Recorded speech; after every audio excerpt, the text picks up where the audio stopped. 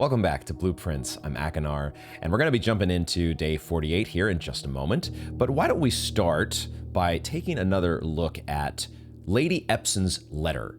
It's a letter that we have looked at a couple times in the tomb, and you all have nudged me to take a look at it on a couple of occasions, and which makes it seem pretty important to our overall progress, I suppose. And so I have been taking a look at it myself off camera just to kind of start to get my head hopefully in the right space. I've been a little stumped on that letter a few times, although we've made some progress in the past, but I have looked at it recently and I think I've had a couple realizations. So I wanted to kind of follow that train of thought that I've had as we get started here. So why don't we bring up my notes on screen, or my screenshot of the note, and let's start to go through this. So what I had realized, or what had finally occurred to me, were a couple things. One thing that we're I think 100% certain that this is Lady Epson writing. It exactly matches the writing from her diary. So she's the author. The only slight question mark was who she was writing to, but I feel fairly certain at this point that she's writing to her daughter, Mary. Now, I don't know exactly when I reached that presumption or conclusion, or I think though it's because we have certain lines in the letter. We have this Hugh Sinclair Lou, Hugh Epson Lou, and that pretty cleanly translates to you are not House Sinclair, you are not House Epson. And so it would make a lot of sense if Mary were the one being written to here, as in you're kind of like on the border of these two houses, but in reality you don't belong to either of them. Also, I sort of got this idea in my head that the way that the letter starts, Ov eld Agiris. The way I was separating this is I know that EL is supposed to be I or me, and I know that OV is to or toward, and then I had Degiris, and I wasn't quite sure, what is Degiris? Could that be daughter? Is that a Rajan word for daughter? So then I got this idea in my head that Mary is the intended recipient for the letter. But then as I was looking at this again, I looked at the first line and I still was confused because it doesn't actually make sense to just split the EL by itself. It feels like you're supposed to do ELD because we see that recurring all across the letter. We see ELD or ULD in some cases, but I've just been confused about the D being added because we haven't gotten an explicit lesson on that from the classroom or anywhere else. We know what UL means, we know what EL means, but what does it mean when you add a D? That particular point I'd been a little unsure about. And then I looked at the end of the letter. I thought, okay, let me look at the end here because we've got essentially the ending feels like goodbye, Lorja, right? Last word. And then you have Eldiris. And that's when I realized, wait a second, IRIS. I don't know if it said iris. I don't know exactly how the Agiran is pronounced. We don't hear anybody pronounce Agiran in game, so probably nobody really knows exactly how this is pronounced unless there's a Reddit or something where the game developer has said, oh yeah, this is the pronunciation guide. And those sorts of things I will never be in the loop about because I don't go on Reddit, I don't go on social media or anything like that. I only see what the game shows me or hear what the game says to me. So I saw IRIS and I realized, wait a second, IRIS, that maybe is its own word. IRIS. And that's when I realized, wait, it's AJ that's up here at the beginning. So you might say Ov eld Aj Iris, because AJ means first. And that's when I thought, wait a second, what if Iris means daughter? Or what if it just means child? It could mean either daughter or it could mean child. And if it did, then it would make total sense to start a letter by saying something like, to my first child. Or maybe in this case, AJ even means only. it could be to my only child. That would make a lot of sense. And you could also say at the end of the letter, goodbye, my child. And then that's when I realized that ELD is probably the D adding on to the EL or UL feels like it is making it a possessive. I think that's what I've realized. ELD means my. ULD means your. I think that's the aha. I think that's the thing that's clicked in for me. Because that makes total sense if she says, goodbye, my child, your mother. I don't exactly know what Jorah means, but given the context, sure seems like Jorah means mother. And so then the second line of the letter where I'd also been confused, that starts to look a little clearer. Because now I was starting to do this thing of combining UL and EL and trying to say that it meant our or something like you and I together, our day, our night, our Mora, I think we're pretty sure now means world. Maybe it means planet or Earth, but I think in this context, world makes more sense. But now if we know that ELD is a modifier, the D is a modifier to say my, then we could translate this as you are my day. You are my night. You are my world. That's how a mother would start a letter to her daughter, isn't it? You are my day, you are my night, you are my world. That reads so cleanly to me. So I think I've got that much. I think I have that much, and so that is what I have filled in here. Although I guess I haven't filled in the second line yet. I've got I've got bullet points here for each of the lines to kind of fill in as we go. And I just hadn't, I guess, typed out this next part. You are my day, you are my night, and you are my world. That makes sense to me. I'm just not sure if it's first child. It could be only. But whatever the circumstance, it could be child, it could be daughter.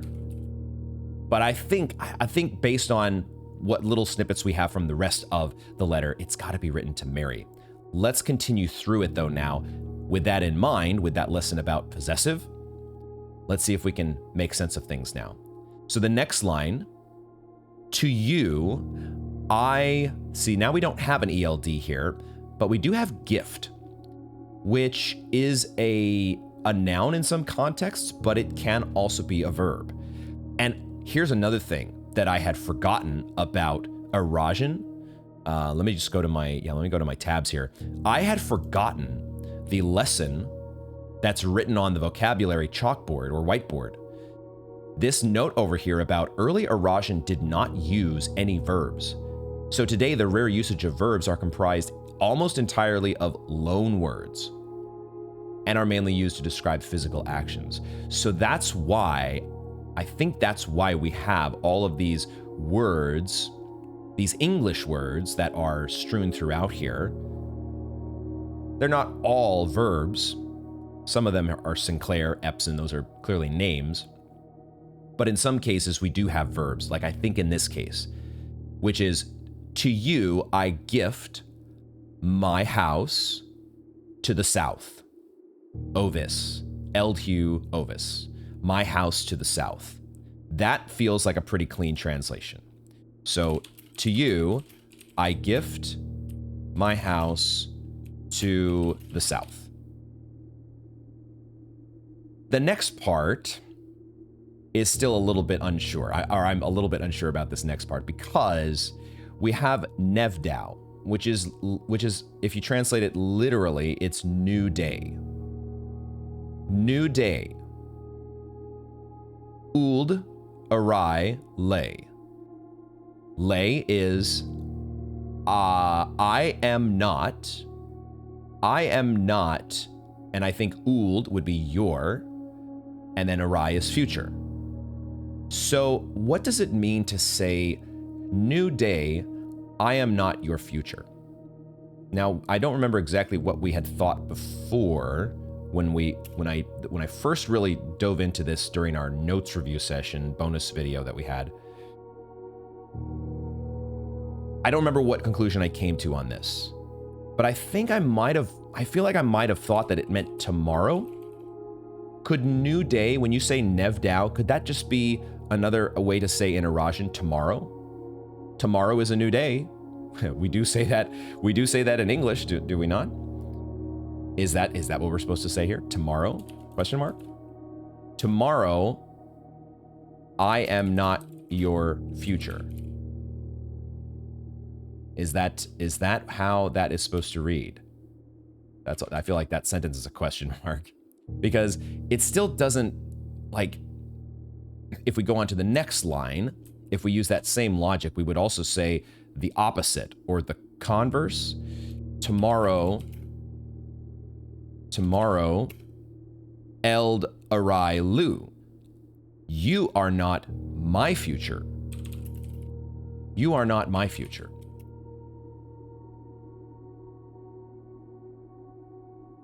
I may not have the exact literal translation here, but I think we're still getting the gist of the message, which is to say that... Actually, what is it saying? To say that I am not your future and you are not my future. What does that convey? Does it just mean that they're going to be separated? I don't think that quite, as in like Mary is going to be gone because of her heist that she pulls off. Also, I'm not totally sure when Lady Epson passed. Maybe she actually passed before. Maybe we have an answer to that, actually. I might be off on a tangent here, but this is what we do here. This is one of the things that I'm nervous about sometimes is getting off on side tangents. And when I think about going through what could be a wild goose chase in my notes. But this is part of playing a game like Blueprints, is looking at notes. Okay, so this is the note that I just thought of from the West Wing Hall. Out of respect for the late Lady Clara Epson, June 15th, 1983. She passed no later than June 15th, 1983. It's probably that she had just passed recently.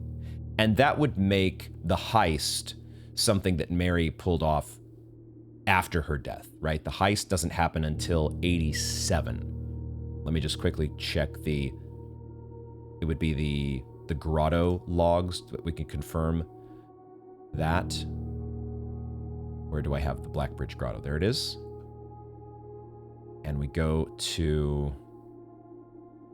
There was admin access created here, but I want to look at the logs. Yeah, 86, and then the hidden ones end up being, I think, in 87. Yep. So that's when they're pulling off the heist. It's after Lady Epson has passed away. Now, did she have knowledge? Did Lady Epson somehow know about the fact that there was a heist that was somehow being planned? Were they planning this heist years in advance? Anyway, the sentiment here about I am not your future, you are not my future, I'm not sure exactly what that means. But let's continue. The next part is Aj el bid. First I bid. I think bid is just the English verb here.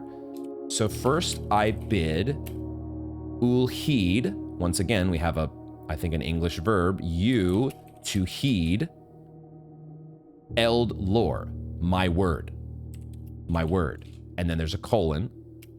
And then you have, this is the other part now that I think cements in the fact that Iris means child. Because this phrase here translates to, you are an odd child. I think odd is just an English word. You are an odd child. And maybe we can put that in italics. You are an odd child. I'm going to make this just a bit smaller. I guess I can't. I guess I would have to actually change the font size. Let's change the font size just ever so. I want to make sure that doesn't run over. I don't want it to wrap around my perfectionist tendencies there. Okay. But I do want to have this back a little bit bigger. Okay. Getting that situated. You are an odd child. And that seems like a good way, or that sentiment there makes sense if you follow up by saying, you are not House Sinclair. You are not House Sinclair, and you are not House Epson. ...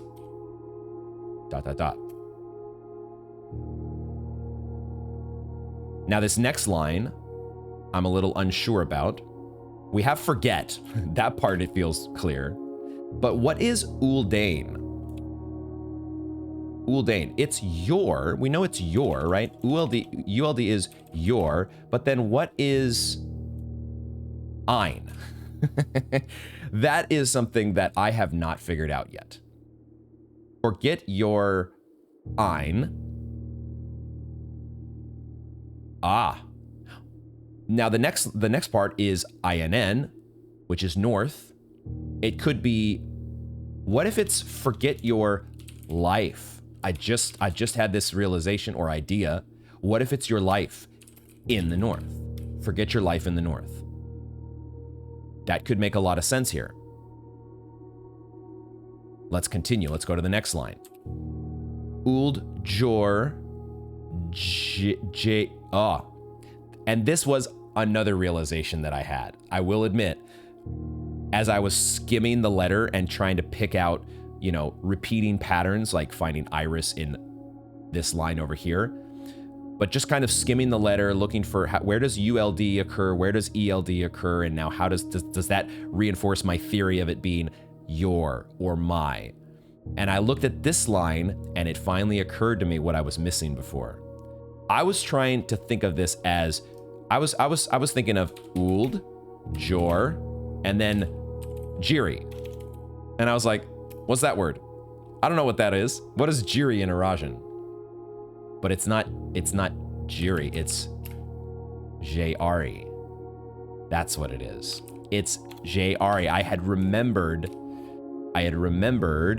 the clipping from the archives that talked about Jari, and that being the surnames for the princess, Caitlin Jari. And that feels right in line with what we learned.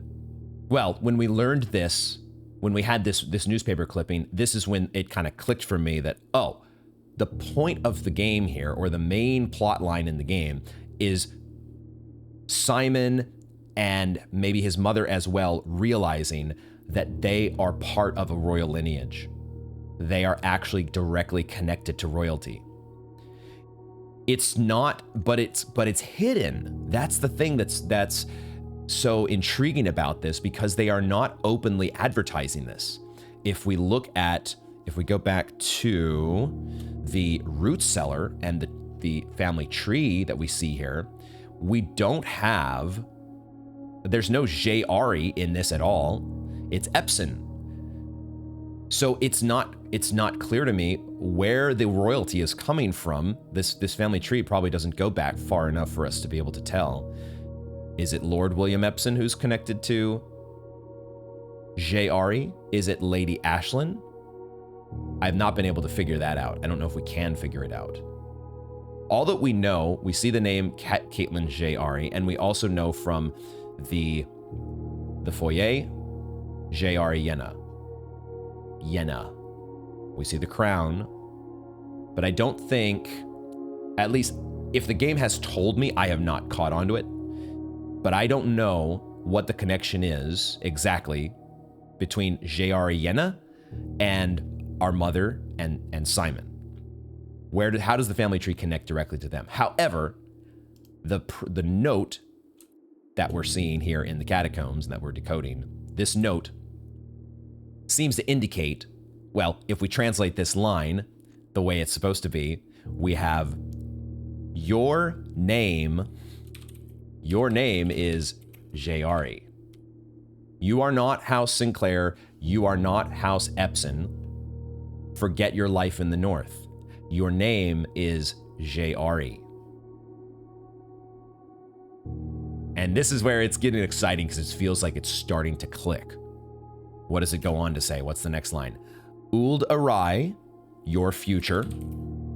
If we're now feeling comfortable, and I am feeling comfortable that ULD, ELD are your, my. Ovis, to the south. Your future to the south.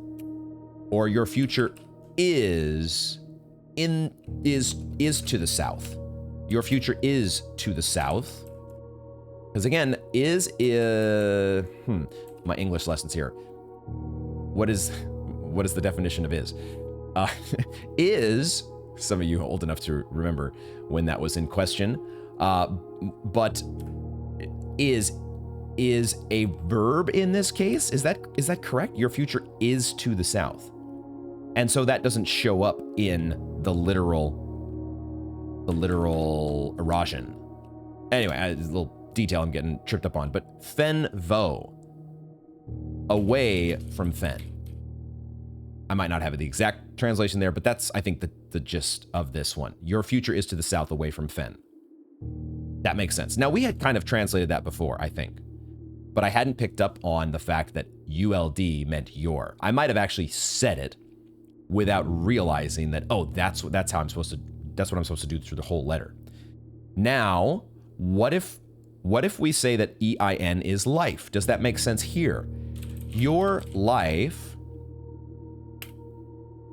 This is another part that I haven't figured out still, because you have Joro and then you have Vo. So it would be away from, your life is away from Joro? What is Joro? Your life is away from Joro. I'm pretty sure it's an R and not a V, because we see the R in forget, lore. Yeah, the R is distinct from the V. It's just distinct enough that you can tell this is Joro. But even if it was a V, I wouldn't know what that means either. But it's R. So what is Joro? I don't know. That's a question mark there. Your life is away from Joro. I don't know exactly what that means. Can we do the rest? The last line here. To Iraja. Your life is away from Joro. Like, it would make sense if she was saying Fen, but your life is away from, I don't know. To Iraja, to the south, and then you have Nev Arai, new future. To the south is the new future? Question mark? That feels like, well, that's definitely the best translation that I've come up with so far. But I might still have a couple things wrong. Don't know what Joro is, and I'm not sure about life, but that does seem to make sense in context. And everything else kind of makes sense in context. This, overall, the vibe of this letter makes sense to me. Now, what also still escapes me, though, is, like I said, the fact that you all have nudged me to this letter on more than one occasion makes me feel like it's not just what we had in the archives, where we had a newspaper clipping that was giving us this really cool backstory.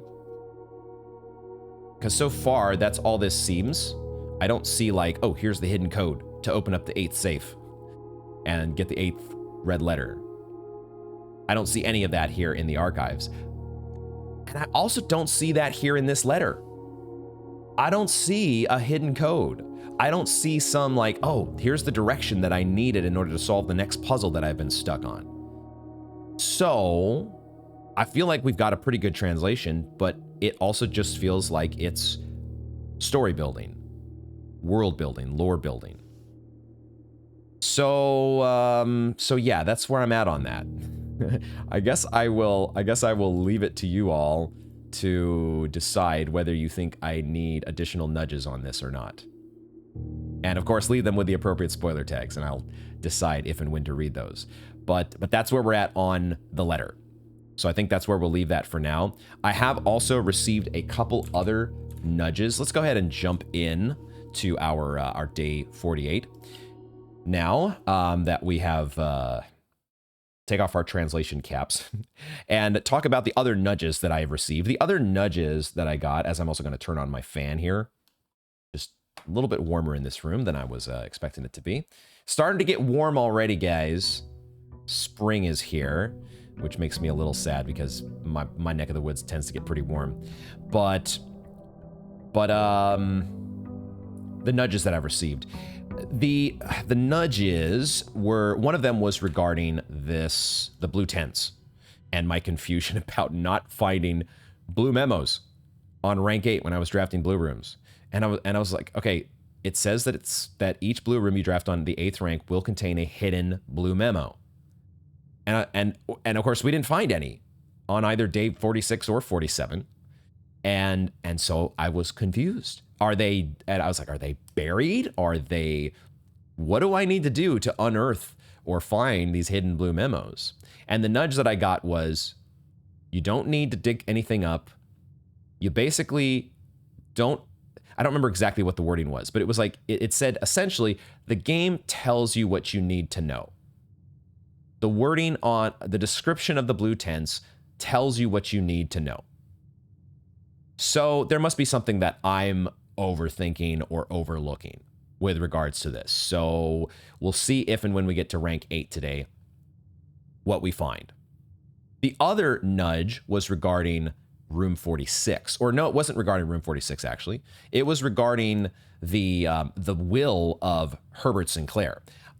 The nudge was, you may want to carefully reread Herbert's will. And so I did. Actually, let me just bring that back up on camera here real quick. Find my notes again here. Why is it not scrolling where I want? I looked again at Herbert's will. I took another look, and I will scroll down to it here and eventually find it. But the line that was standing out to me, because we get several directions in. Well, we get actually several hints in Herbert's will. If there were things that we had still been stuck on, there were actually quite a few hints in here to stuff that we have figured out already. Such as the hint about Lady Epson's key to her diary. That one we have found, we've read the diary, but if we hadn't, because for a while I hadn't, blind playthrough, this would have clued me into it. A key that I missed, holy shit. Also, we get a hint for the gallery. And we also maybe get a hint for the correct order that you're supposed to use or activate the angels in the tomb, the Ajiran angels. So there are actual puzzle hints that are very obvious to see in the will. And because I was nudged to go back to that will, I thought, well, maybe there's a hint that I missed. And I'm wondering if it's this one, the one about the cuckoo clocks that have been gifted to Courtney and Rygard. There is a cuckoo clock set that is there in room 46, and they're not moving. We've noted that. And we've noted that they are set eternally on the sacred hour. For only time will tell when they're ready to slow down enough to appreciate the gifts bestowed upon them with the patience and wisdom that comes with maturity. Could it be that, similar to the Cloister, where you have to slow down and stand still in order to activate or be able to click a switch that is activated to open a way forward in the Cloister, could there be something similar with these cuckoo clocks? Now, what I'm also, that's one theory. Slow down, be patient enough to notice what you're supposed to notice about the cuckoo clocks. I'm also worried, though, that the sacred hour is involved. And I'm worried that, is it possible the game wants us to make our way to room 46 before the sacred hour Just like we did with the freaking clock tower. You had to make it to the clock tower before making it to the, well, before the sacred hour in order for anything to happen. I hope that's not the case, but I'm worried that they might want us to do something like that because they've done it to us before. And if that's the case, I've already dwaddled. I'm already sitting here in game, letting the time tick away while I should maybe be trying to rush to get to room 46. So it's possible that we need to get to room 46 quickly. And I'm probably not going to do that today because I've already been wasting time. But that is something that's on my mind as we begin drafting into the new future, whether today or a day beyond day 48. We'll see how it goes, guys. We'll see how it goes. Why don't we get started with a den? That gives me the most doors possible, and it gives me a gem. However, I'm also realizing that I have 11 gems because of the freezer, and I have 63 gold as well. So we don't necessarily have to take the den. We could take the chapel or the workshop and just maybe get started with an early item. And then we can make inventions as we need. That I actually like the workshop plan because that gives me a door up into rank 3 right away. So let's take the workshop since we don't need the gem from the den, and we can probably make use of the doors from that den in other places. Okay, but we do get a sledgehammer to start our inventory. I'm gonna hold off on picking up the allowance because the other main goal is like it was at the start of day 46, which is I want to get a shrine and I want to get the blessing of the monk because I want to put the treasure trove out in the outer room. I want to do that. And also I might do laundry room shenanigans with the allowance. So, but before we pick up the allowance, let's just see if we can get our business done with the shrine first, which means we want to get an inkwell from an observatory so we can re-roll and get a shrine. That's our first mini goal here to start the day. All right. Courtyard over a den, I think, because the courtyard could have a trunk, but the den could also have a trunk. I don't know if there's any reason to prefer one over the other here, but I like taking a courtyard, I think. The presence of, the potential presence of items is always nice with the courtyard. So we'll just keep, there is a trunk as well. I feel like it's a slightly higher chance, maybe a significantly higher chance to have a trunk in the courtyard. A silver key. All right. Silver key. A silver key would be a nice one to have if we were trying to make haste for room 46. I'm not going to do that on day 48, but one game plan you could have to try to maybe get the 1 hour. There's the 1 hour trophy. That is one achievement that we could try to aim for. And if you were going to do that, it would make a lot of sense to have this banner of the king and pick hallways. If you picked hallways, that would give you a greater chance of getting the Great Hall, which has an antechamber lever. And you would also have the chance to get a tunnel and just tunnel your way straight up to the antechamber. So that's an interesting thing, and the silver key, if you had a silver key, then you could make the Great Hall even more possible. But for now, let's go ahead and do this room in this direction, see what we get offered for the corner. Okay, there's our observatory. Let's go ahead and snag that inkwell now, and then we can go straight back to hopefully get a shrine.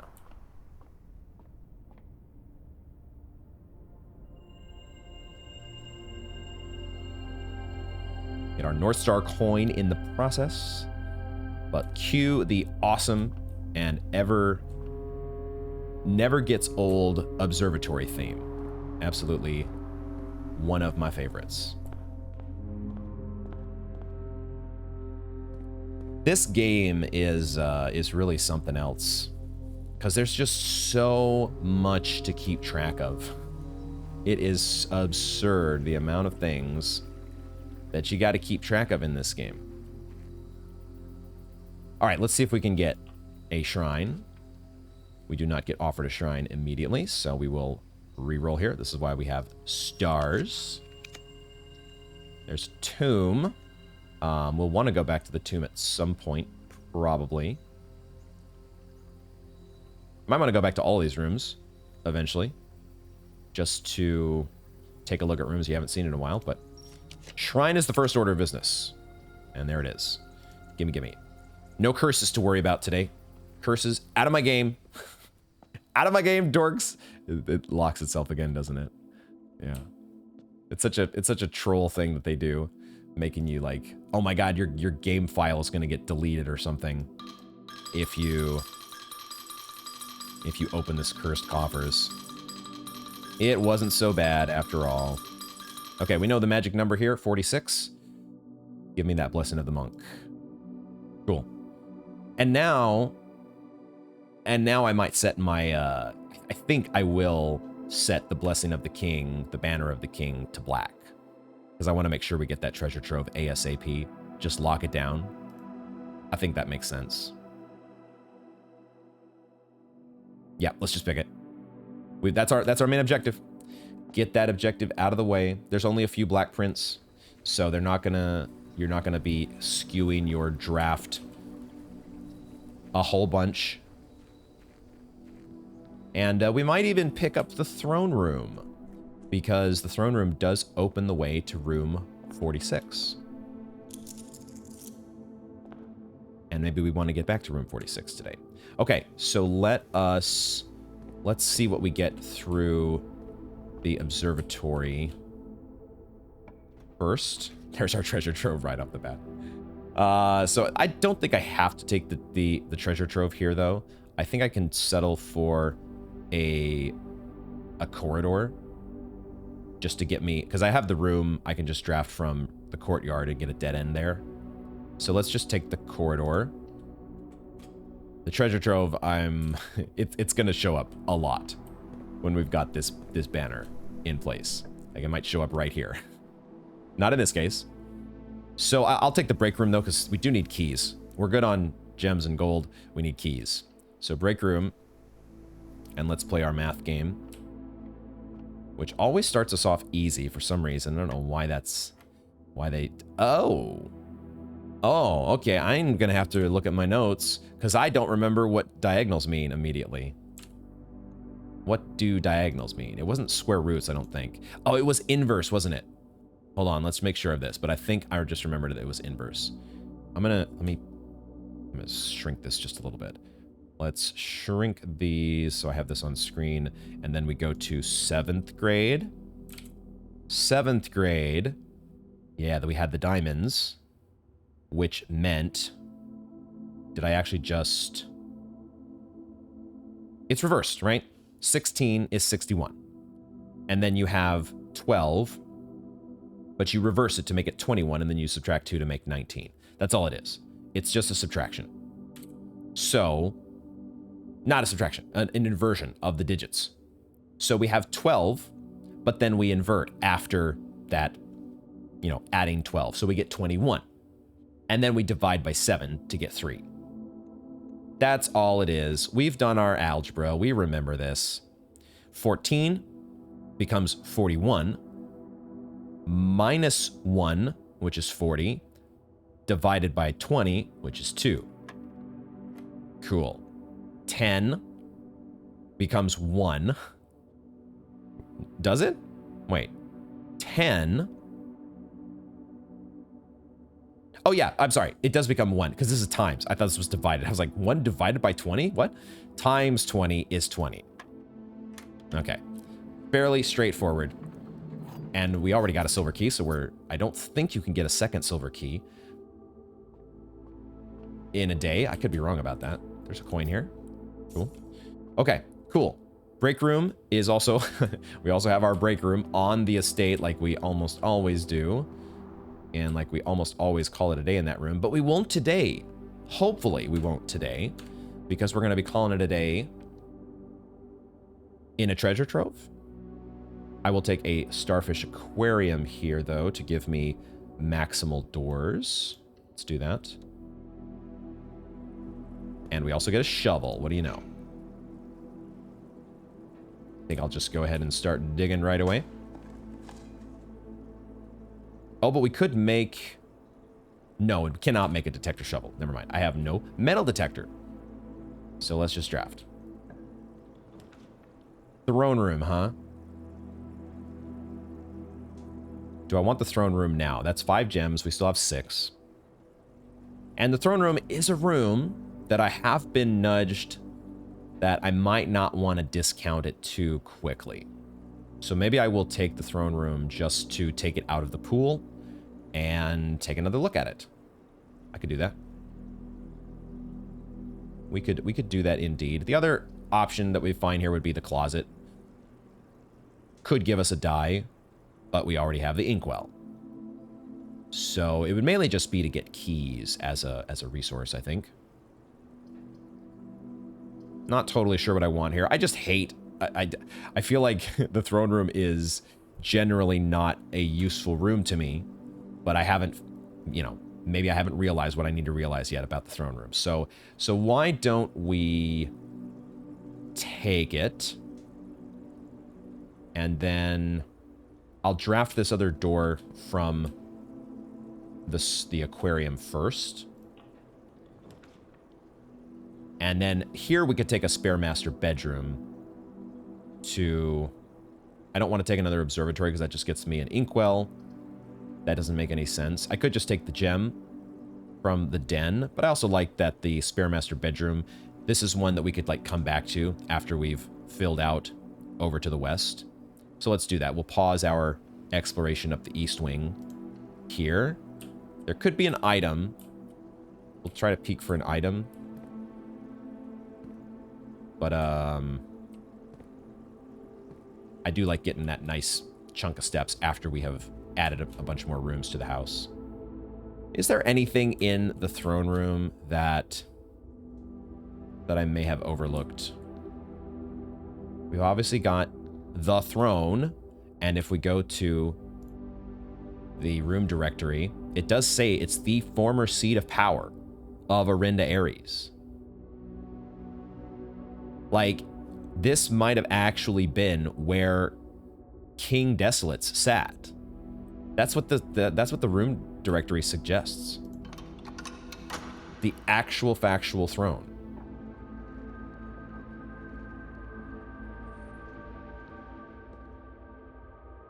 But is it important to us in any other way that I simply haven't noticed yet? The throne itself seems rather unremarkable. It is quite an austere throne, if you will.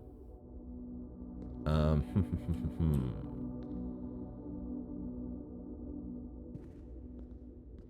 I've looked before at the various knights' armor around the room, and hadn't noticed anything special. I am noticing now that these candles are lit, but these are not.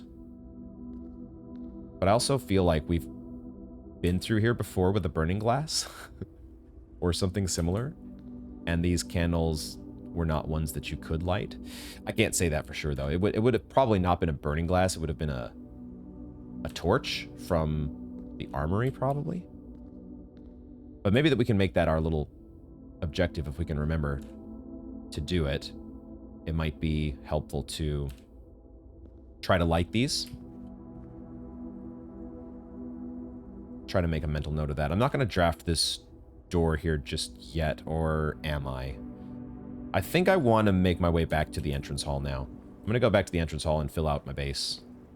Being maybe a little bit inefficient with my steps here, but should be fine. Feels like we're always fine with steps these days. So, over to the West Wing side of things. A library, huh? Okay.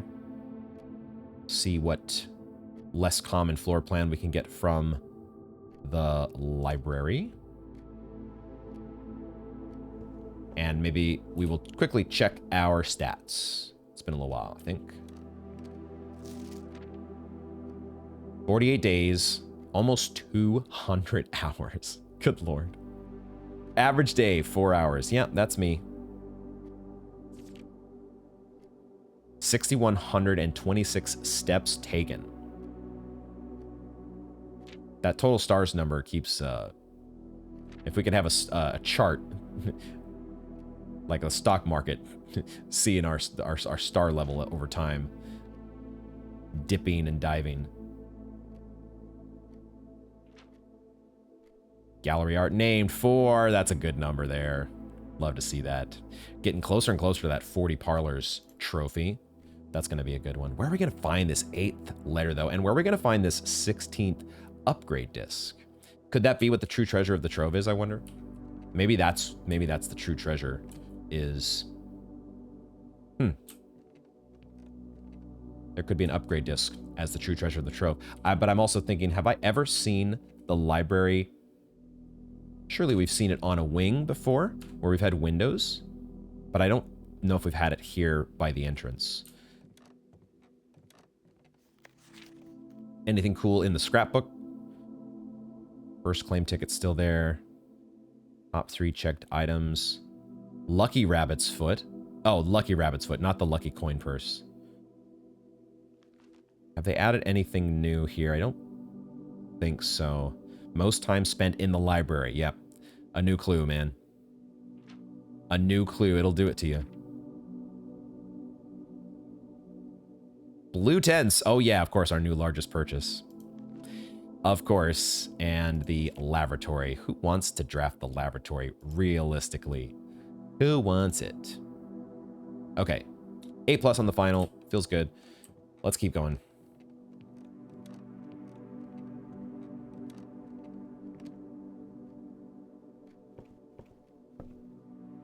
What you got for me, library? A bookshop. LOL. A study would be cool, but we already do have an inkwell. So I think I actually use the inkwell here because I don't really want a dead end. I don't think I want a laundry room. Although it would be pretty cool just to give yourself 100 gems and then you're good. That's when I want to study, though. I want to study after I've swapped my coins for gems. I could actually swap gems for keys, give myself a bunch of keys, and then I think we're just set on all our resources. Maybe I do take a laundry room just to make that a reality. I could do that. Is there ever any reason to take the bookshop? Probably not. But of course, you all can nudge me if that is incorrect. I feel like I just hate putting a dead end in this situation, though, because I want to draft the full house, and I especially want to draft the corner as much as possible. We want to get another shot at Conservatory, right? Conservatory and maybe Her Ladyship's Diary. I don't know. Not Her Ladyship's Diary, but Her Ladyship's Chamber. That would give us, maybe it gives us a telescope, but the telescope is not amazing in the current observatory. If we spend some stars, it might be a lot more juicy. I think I'm spending too much time on this as it is. I'm not really in desperate straits for either of these, so I'm going to use a star. And now I can take a trophy room. Yeah, let's just take the trophy room. We don't need the rotation from the Rotunda here, I don't think. I don't think we need that. I'd rather gain 3 gems than spend 3. Let's do that. Trophy room on the 2nd rank. Look at all our shiny trophies. We're starting to have a pretty nice, well, it's half full. A little more than half full. Wait, we didn't put trophies up on the top, did we? Those are just there. Those ones on the top are not actually our trophies. These are our trophies. These are the ones. This is the one I'm most proud of, though. Drafting sweepstakes, baby. That dead end challenge really felt like you had to really thread the needle to make that one happen. And it felt so good when we did. Okay, so we keep it moving. We keep it moving, and I think maybe I take the drawing room here. I pass up the gem in order to just give myself an extra reroll and try to get that conservatory. I could see that being a thing we do here. Yeah, let's do that. We get our gem refunded, of course. And then I had at once thought that maybe this was sort of a throne, given the fact that it was paid special attention to in one of the Alzara cutscenes. Simon on his makeshift throne. But it was an old Simon as well, wasn't it? At some point, we'll have to go back and check those Alzara cutscenes again. I forgot that there was a treasure map in the code check. That's interesting. The treasure trove, we could just nail that down. Make sure that it's there. I feel like we're still going to have a chance to get it. It's not something we have to really bend over backwards for. So I kind of like the code check here and give ourselves a treasure map. I think I'm okay with that. Let's take it. I feel like I'm never redrawing in the drawing room. I'm always like, these options are good enough. And I'm always worried about getting something worse. I wouldn't say I'm a conservative gambler. When I gamble, I just want to know, like, I want to have a good idea of my odds and taking a risk when it's necessary. Okay, rank 6. Let's shoot for that. We have a shovel, so we can do it. We can make it happen. Now I'll take my den. The step situation should be fine once we get back to the spare master bedroom, so I'm not too worried about having to take a kitchen here. And once again, I'm settling for a room that just gets me the doors that I want. Let's do the den.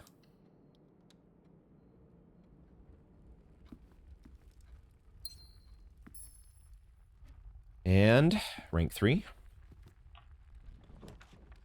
Now we can take our treasure trove. Let's lock it down now. Because now it actually points in a direction that makes sense. Cool. I think that is perfectly fine. The only question is, do we pick up the gold now or not? Because we could still get a laundry room. I might leave the gold here in the trove. And if I'm doing that, I think I'll draft the door in the den first, see if I can... Probably I would get a garage here if I can, to be honest. Yeah, I like the garage. That evens out our key situation to my liking.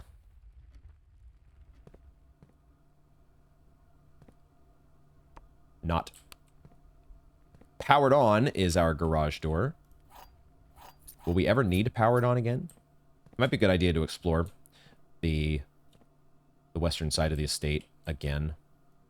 It's probably so many things. Like if I were playing this game by myself and not like part of the thing about opening the door for nudges from the audience is, you know, on the one hand, having those helpful nudges is great. On the other hand, you know, if you don't get a helpful nudge, then at least my brain starts to say, well, maybe you don't need it. Or you know, if you don't get a nudge to go back to any particular place, then maybe you just ignore it altogether. Like, nobody's told me to go back out onto the west side of the estate. Probably don't have to go out there. Is that the best approach? I don't know. I don't know. I think I will leave the gold on the table. I'm not desperate for it right now, but I will spend the key here to open this note. I want to continue to collect our intelligence. Let me just take a screenshot. It's a pink moon, which I don't remember what that means in terms of indicating the veracity of green memos. You have seen all the memos that appear in this room. Can that possibly be true? Can that possibly? Let's go to my treasure trove notes. Okay. Here we have our rule. Green memos in pink boxes are always false. And also on top of that, pink moon boxes contain false memos. If you they want to make double sure that you do not trust this memo. I would have been pretty shocked if that was the last of the memos in this room. So, okay. That is noted. So there are not... We do have more memos to see in the treasure trove. Good to know. Looking forward to them. Passageway. I think I like the additional door here over the reading nook. Let's take the doors. And then we are just a couple ranks away from that. Just a couple ranks away from connecting. And if let's just draft this way. We're a couple ranks away from the treasure map. But we can also see if it's not too inconvenient to connect. Well, okay. I'll take a laboratory. I do want to get a laboratory, actually. I'm not desperate for the gems from the parlor, even though that might connect me back to the workshop a little bit more conveniently. But I'm not desperate to make any inventions. So let's just take the laboratory and start our experiment, because that's the other thing that we want to be doing, is opening or removing crates. Get those crates out of here, man. Let's quickly check the research logs. I want to remind myself what we have done recently.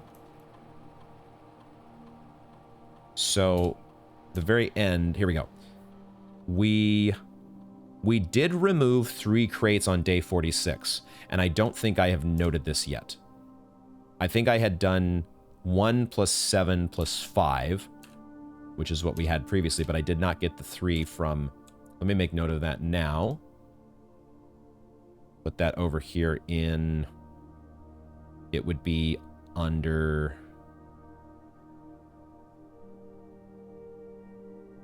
Actually, where do I have this? Hold on just a second. I'm gonna go to... Take the notes off the screen here while I find exactly what tab that I wanted to go to, because I wasn't remembering exactly where it was at.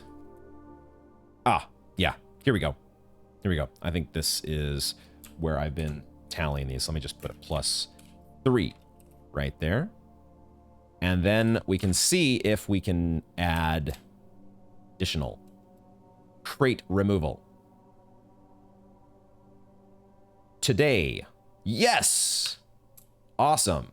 Love it. Ooh, and they give us each time you draft an upgraded floor plan. That one feels like it procs a lot. When you draft a red room, I don't really want to draft red rooms whenever you draft a shop. We have the shop aquarium hilarity that we could do. But I think I want to do the upgraded floor plan. Because that still should... We've already drafted a few of them. But I think this should still proc a lot.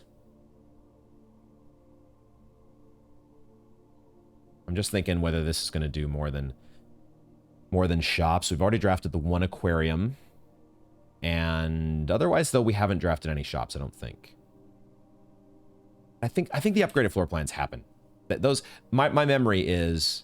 I think we could even check and see, right? We could do a cancel here. The screen does let you go back out. And we can look through the upgraded rooms.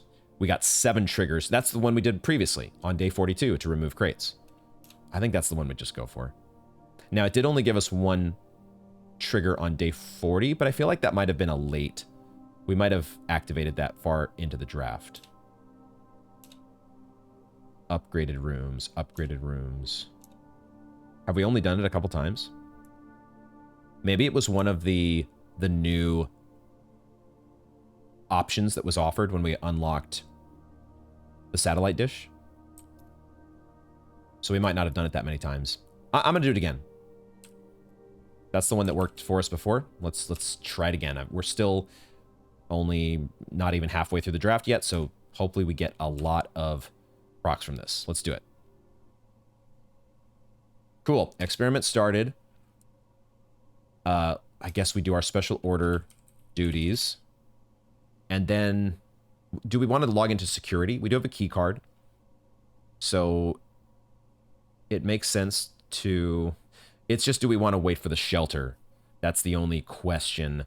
The shelter would open up every door if you've done enough experiments, and you wouldn't need to worry about security.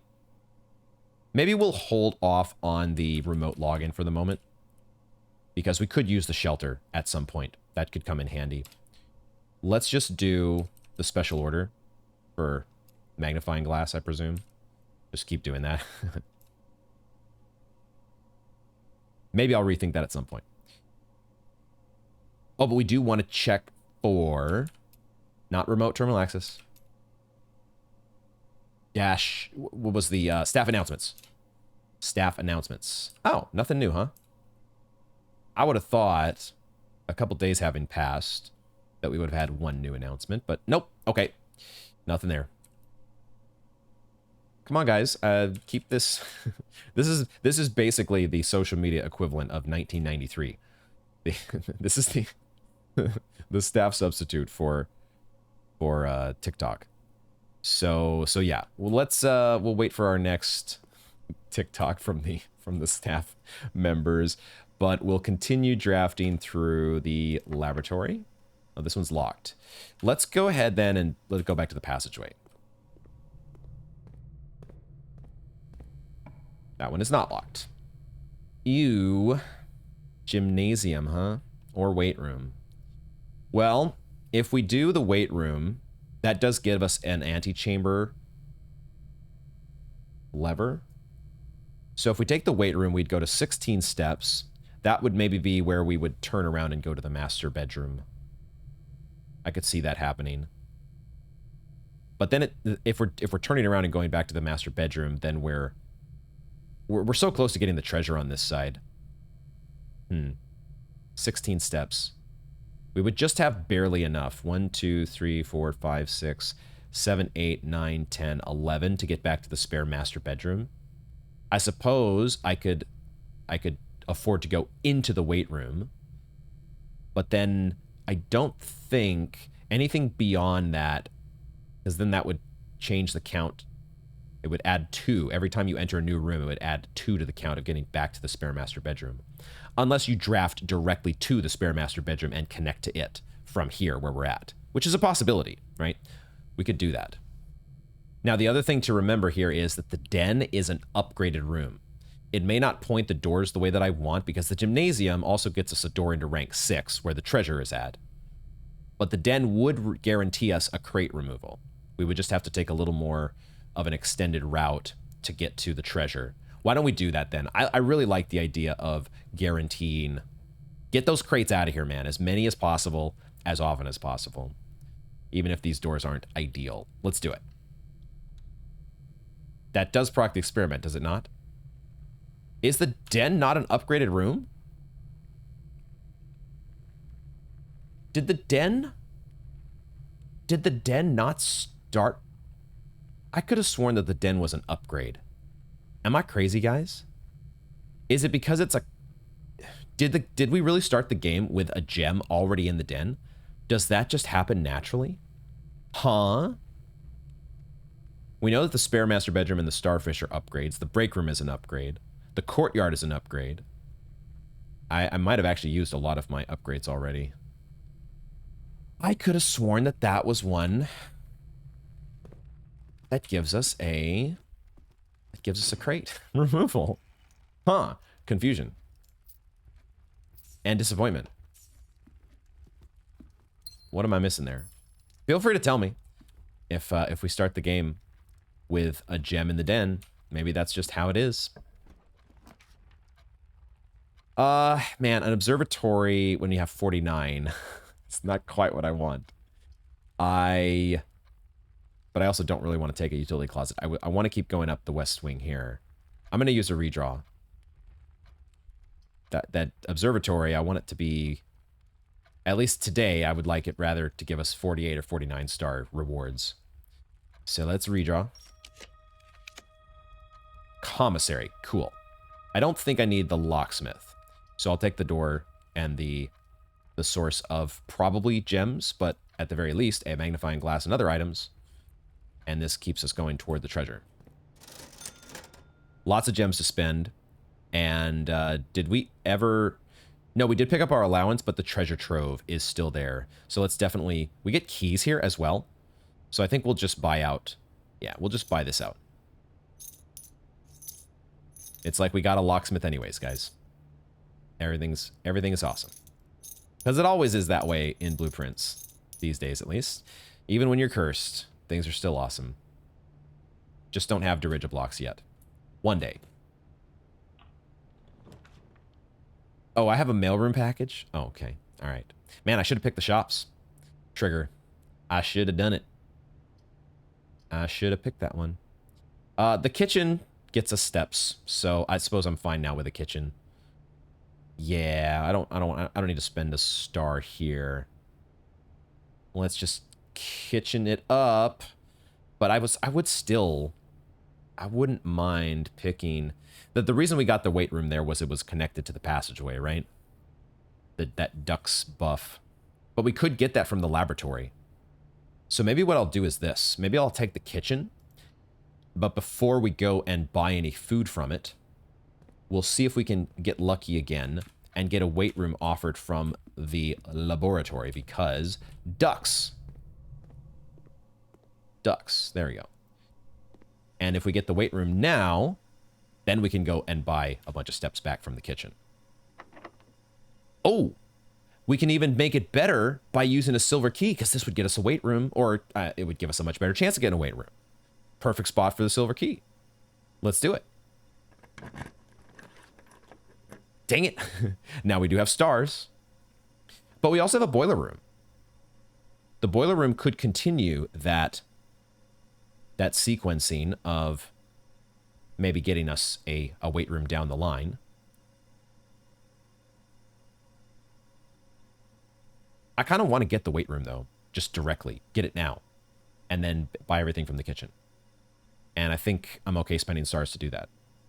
Because it should only take a couple stars here, I think, with the buff of the silver key in effect. That's my read. The Chamber of Mirrors is very interesting.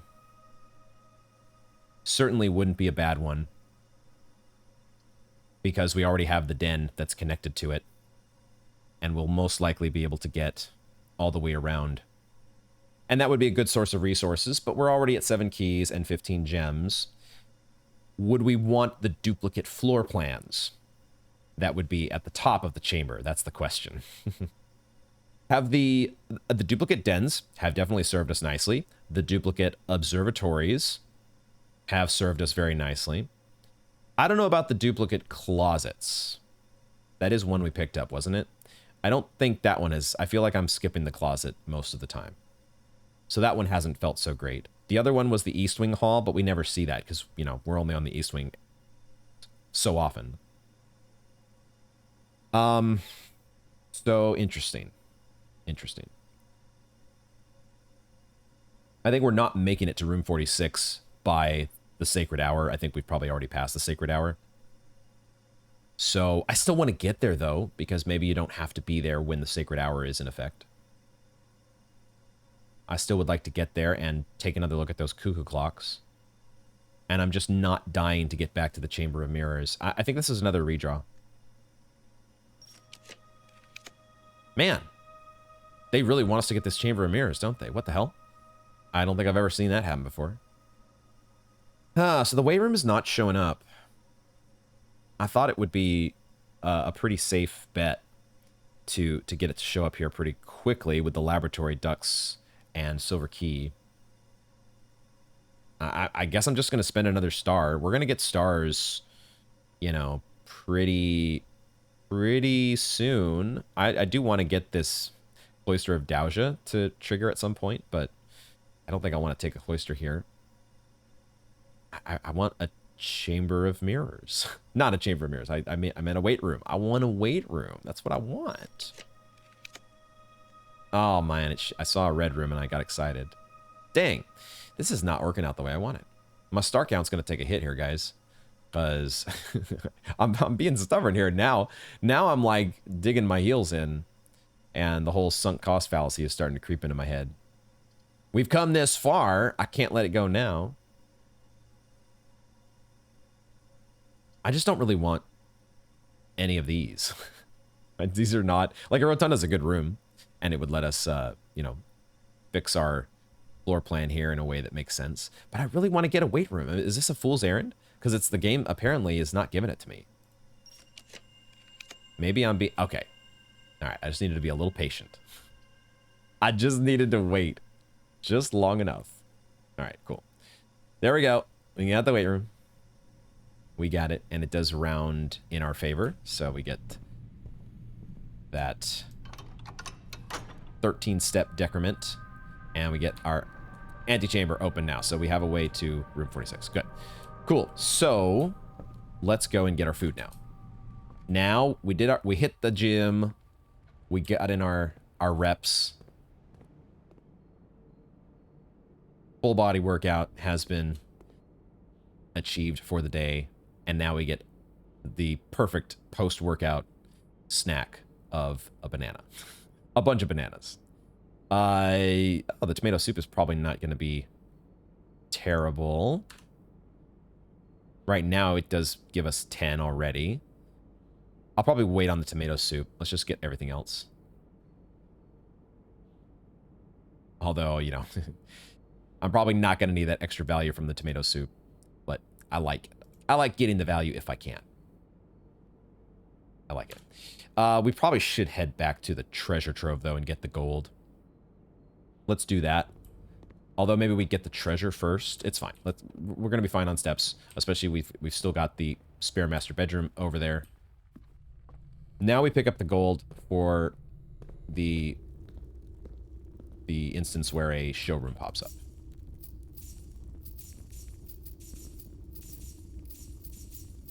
Give me my treasure. Scrooge McSimon over here.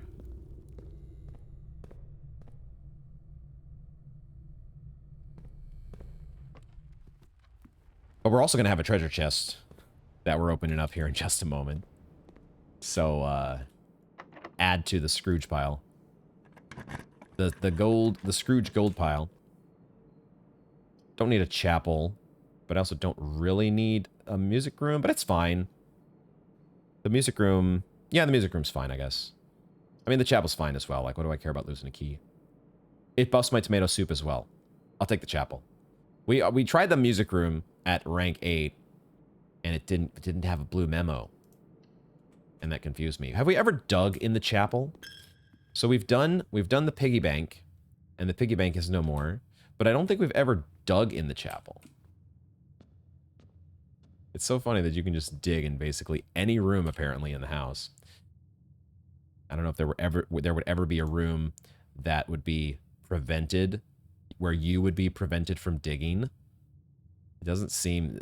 Every room seems diggable, no matter what the floor is made of. This would be like a... I can't imagine the back-breaking... You wouldn't be able to do it with a shovel. Just digging into a chapel floor. You'd need a lot more than that. A lot more than just a shovel. Okay, we get the mixture here. 3 gems, 25 coins. Cool, cool, cool. Treasure achieved. Treasure obtained. Let's keep drafting. Because now we do want to get to room 46. See if we can make that happen. Reading nook and then library. Pointing upwards, hopefully. I might have to redraw to get the library pointed the way I want it. I don't love the fact that we're not getting a 2-door or 3-door room here. But I guess the reading nook is okay. It's all right. I've spent so many stars already. I'm a little hesitant on spending more.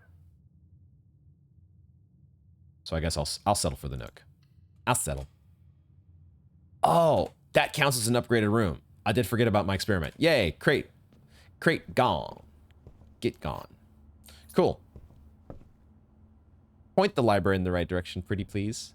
Pretty, pretty, pretty please. Gosh dang it. I don't have to take the library. I can just take an observatory here. I think I'd do that, because now I need to start building my star count back up. We've spent so many stars already. I'll take the observatory. Yeah, it's fine. And then I will spend some stars probably to make sure I get a few doors here. I do want the antechamber door no matter what. Oh, Draxus the Dead. I might avoid that one. I'll take my gems, and I'll take my key. Southern Cross I will take. That one I'll happily take here because I do want doors for this next draft. But I don't think I want Draxus the Dead. I'm gonna skip that one. At least for the moment. I might come back and activate it once I get this door to give me. I want this one, even if it's the Great Hall. I'll settle for the Great Hall if I have to. But I just want connections to both the antechamber as well as the other directions. I can take a vestibule. That's what I can do. I'd rather... Yeah, I have plenty of gems, so I'd rather not spend all the remaining keys on a...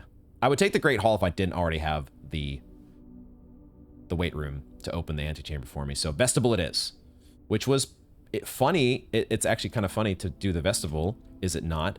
Because this was formerly... No, I'm mixing it up, aren't I? No, it is. I thought it was the original antechamber.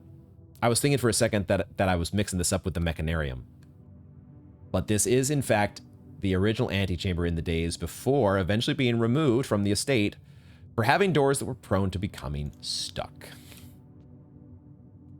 All right, this one's not stuck. Let me through.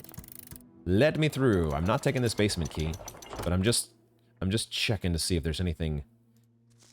You never know when they might pull in like a note switcheroo on you, or maybe even put a different item there. Who knows what this game is capable of? I'll take my crown, and that might go in our coat check. The crown may in fact have been reclaimed, reclaiming its place in the coat check. Okay, the actual time is unfortunately already almost 3 o'clock. So we've missed the sacred hour as I figured we would, just because I am not a speedy drafter, but I also wasn't really aiming to be speedy. So I think we probably are going to have to... This is what stands out to me from the deed. The fact that the deed is trying to call our attention to the cuckoo clocks. We actually have to redo this puzzle if we want to read the deed in-game, huh? But it's trying to call our attention to the cuckoo clocks and to be patient. But it also is directly related to the sacred hour. And we know what happened with the clock tower, right? We have to make it to room 46 before the sacred hour is up.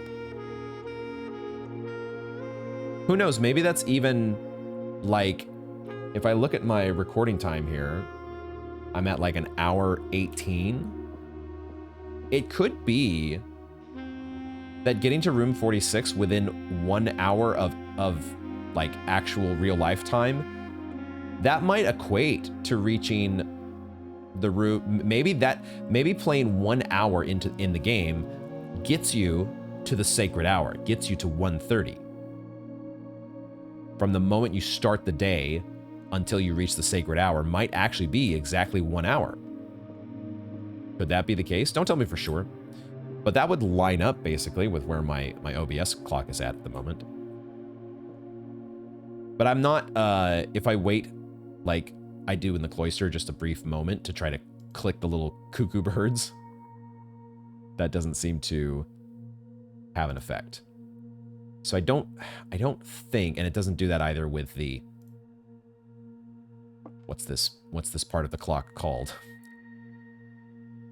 The tick-tocker. The metronome part of the clock, whatever this is at the bottom, that also doesn't seem to, you can't interact with that. And I wouldn't think, unless you were moving the hands of the clock.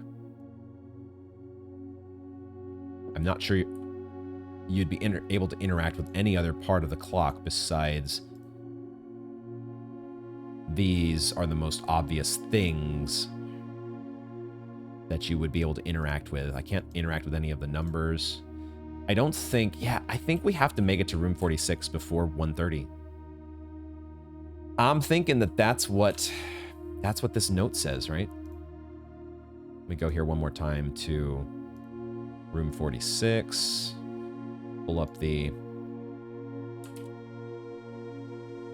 deed one more time, or the will.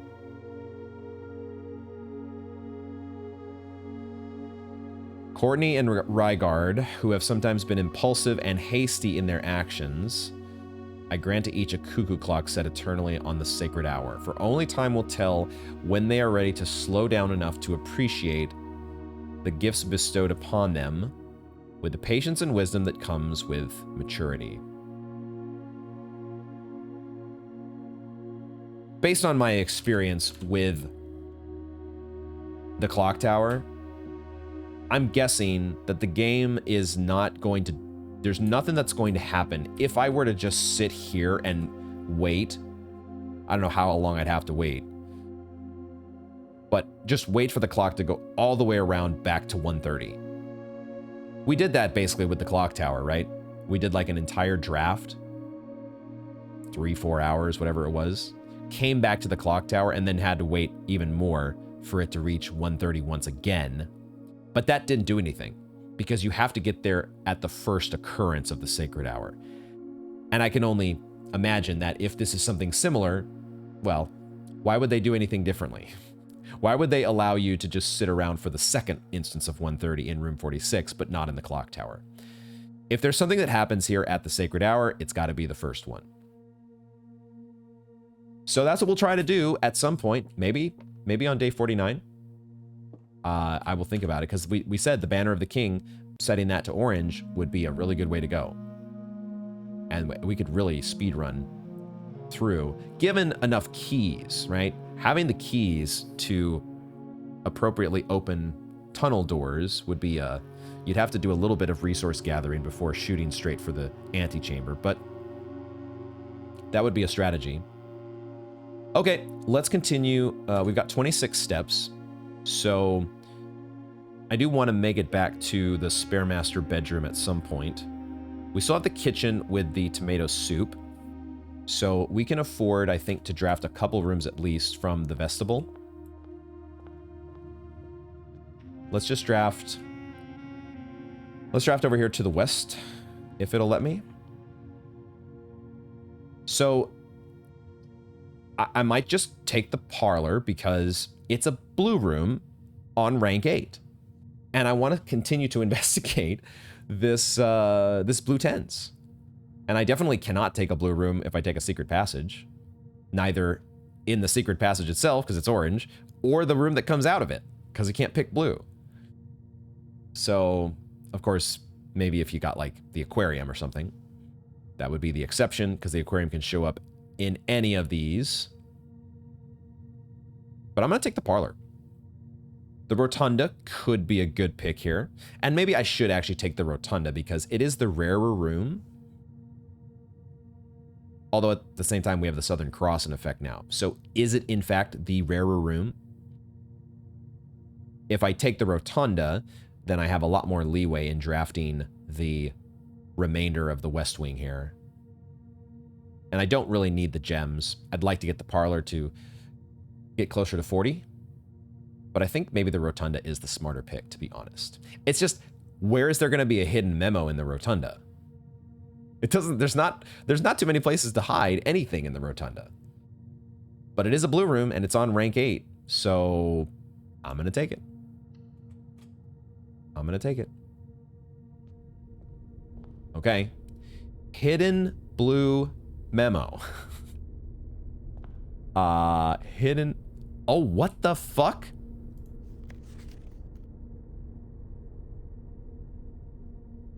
There is a blue memo here. There are 4 different methods to rotate rooms. Okay. Screenshot. There was a blue memo. And that one's not hidden too secretively. So, oh my god. Now is the moment where I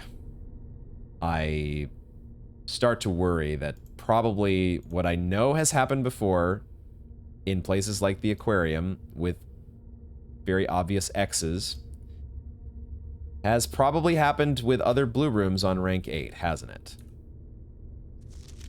I've probably missed some very obvious hidden blue memos, haven't I? I really do get, honestly, I probably get a little bit too, I'm very self-critical. And it, as much as we have fun with like blind playthrough, and I try to poke fun at myself in a jesting way, I do get down on myself, guys. It does bum me out at how bad I can be sometimes at missing things. Like this happened when I was a kid too. It's ever since I was a kid, Like my mom would go and she'd ask, I'd be looking for something like, Mom, I can't find this toy that where is it? She's like, have you looked in your room? And I'll go and I'll look and I won't find it. And she's like, go look again. And I still won't find it. And she'll come in and like within a couple seconds, she's like, here it is. Like I've always been terrible at looking for things, or at least, you know, being able to focus, being able to focus on certain things and completely to the exclusion of others. And it kind of bums me out sometimes, especially when you're like playing a game for people on the internet, a game where you're supposed to be observing things and keeping track of important clues and not overlooking important memos. Although this one is not. Like, is this one going to be the difference in us solving or finding the 8th red letter or ultimately reaching whatever end goal there is for the game? This one, 4 different methods to rotate rooms. We know that obviously we're in the Rotunda. There is also the dovecote. There's also the ornate compass. What's the 4th? Do I know what the 4th is? It's not immediately coming to mind, but if I looked through my room directory, I might be able to think of it. But that's one I'll note. 4 methods to rotate rooms. Cool. Again, not sure how handy that is. Not sure how must know that is. Ah, there is a clock tower here. So the clock tower is kind of cool because that would give us, if we were going to shoot for room 46 as quickly as possible, we would want to start the day with as many keys as possible. That would certainly help. So I might just take the clock tower here to try to guarantee that. We miss out on that room on rank 7 there, but that's fine. It also happens to be a blue room on rank 8. So I kind of like the sound of that. Now we have no other tomorrow rooms right now besides, actually we have the break room and the coat check. So this is already getting us 3 keys to start day 49, and then we would prioritize whatever other tomorrow rooms we can. I'll happily take the clock tower here. And now let's see. Now, the thing about the hidden blue memo situation, would they be so devious with the blue tents memo? Would they put it in the, they wouldn't put it in the secret room here, would they? Inside of the secret opening? Would they do that to us? Let's assume they don't for now and try to find a hidden blue memo without the requisite, like, man, talk about a complicated setup to get a hidden blue memo. You have to have blue tents, and then you have to draft the clock tower on rank 8 before the sacred hour. And only then would you be able to read the hidden blue memo. Only then. But, you know, I wouldn't put it past this game. Oh, they did give us the silver stopwatch. Okay, all right. This was also not a very, this was a very obvious blue note. This is a very obvious blue note. Was I really this bad at observing where the blue note was in the music room? And whatever other, I can check the house history here. What else did we do on day? We had the music room, and we had the drawing room. And we had the freezer. Now, it's possible the freezer could have its blue memo in that, like, side room that is frozen off. Day 46, we never made it. So yeah. Huh. I wouldn't put it past me. We don't lose steps when we do this, right? The stopwatch saves us steps. So we could go, I would want to probably, oh, but I've got the Rotunda to rotate. So I actually want to rotate the Rotunda first, don't I? This is awkward.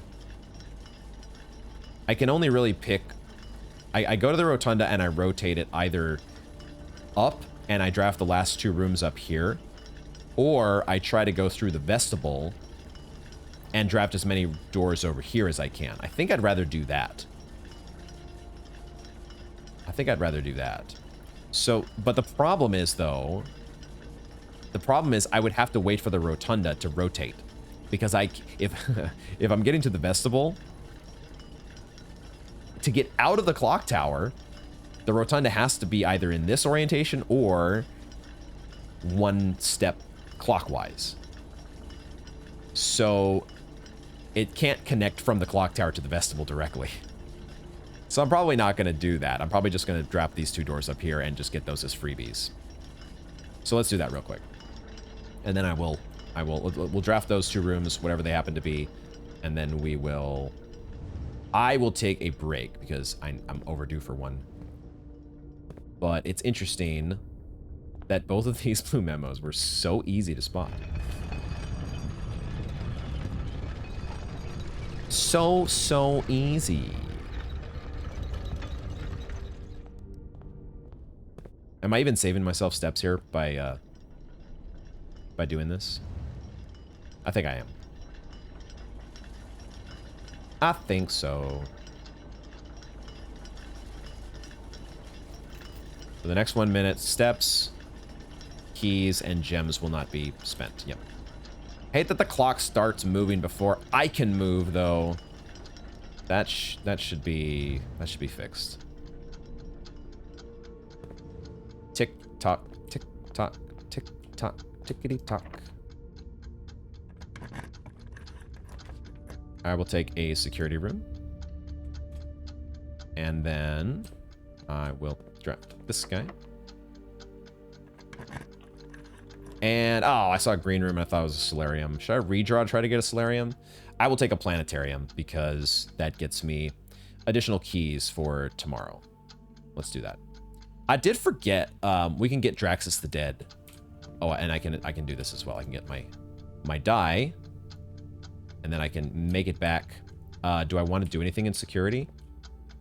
I think I might, actually. So let's stay in security because we haven't procced that many experiments, so we're not... If we go remote into the shelter, we're not going to be opening the rest of the house, but it's fine. We've got 6 keys, and we've got a key card, and we're about to turn up the key card system settings, so it's fine.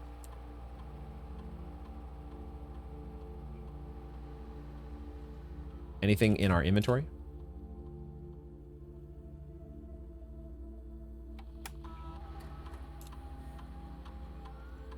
Oh, there are 3 trunks. There's also 1 ivory dice somewhere. That could be in the spare master bedroom. I never checked that room for items. But there's a 3rd trunk that we haven't opened. We've got the twin trunks waiting for us in the entrance hall. But there's a 3rd trunk somewhere that I've overlooked. All right. Okie doke. So with 20 steps left, we still have enough to draft a little bit more up here in the higher ranks and then go back to the kitchen before we loop all the way back around to the spare master bedroom. Because we have our tomato soup still waiting for us, and even if we didn't draft any more red rooms at all, that tomato soup would be enough to get us to the... back to the spare master bedroom. So we should be able to fill out our house here no matter what we do. I think I will not activate Draxus the Dead just yet. Will I? Maybe I will. Spend the couple extra steps to go back to the observatory and then draft back through the vestibule. I think I'll draft at least this vestibule door first, though, if I can. Let's see if it opens. This one is locked at the moment, so that could be an argument to go back to the observatory and quickly get Draxus of the Dead. The thing is, do I want it just yet? I do want it because I want to be able to get as many tomorrow rooms as possible, but we have drafted quite a few now already. So, I think I'll just spend the key in this case. I'll just spend the key here. Sound glitches aside, now that the game has been running for a little while, I think I'm okay. We'll be fine spending the key here. Let's just draft. I don't think I want to give myself an archives. Do I want to give myself a cloister? Sure. Because this is an upgraded room. For one, it gets us a crate removed. And on top of that, we might be able to boost our star count if we can get like a dining room and stuff like that. We have not yet got to add stars with the new upgraded cloister, so let's give it a shot. Show me that crate removal. Let's go. And we just need to be careful to have enough steps to get back to the kitchen. That's all we got to worry about. And we might even dig up some turnips in the process. You never know.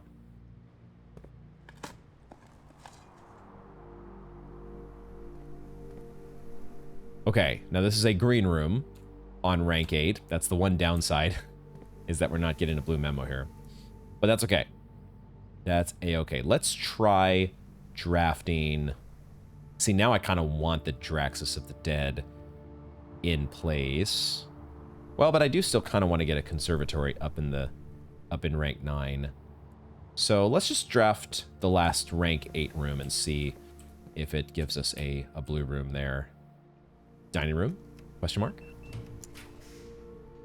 It does give us a blue room. Oh, if we want to solve the steps problems altogether, we get the master bedroom.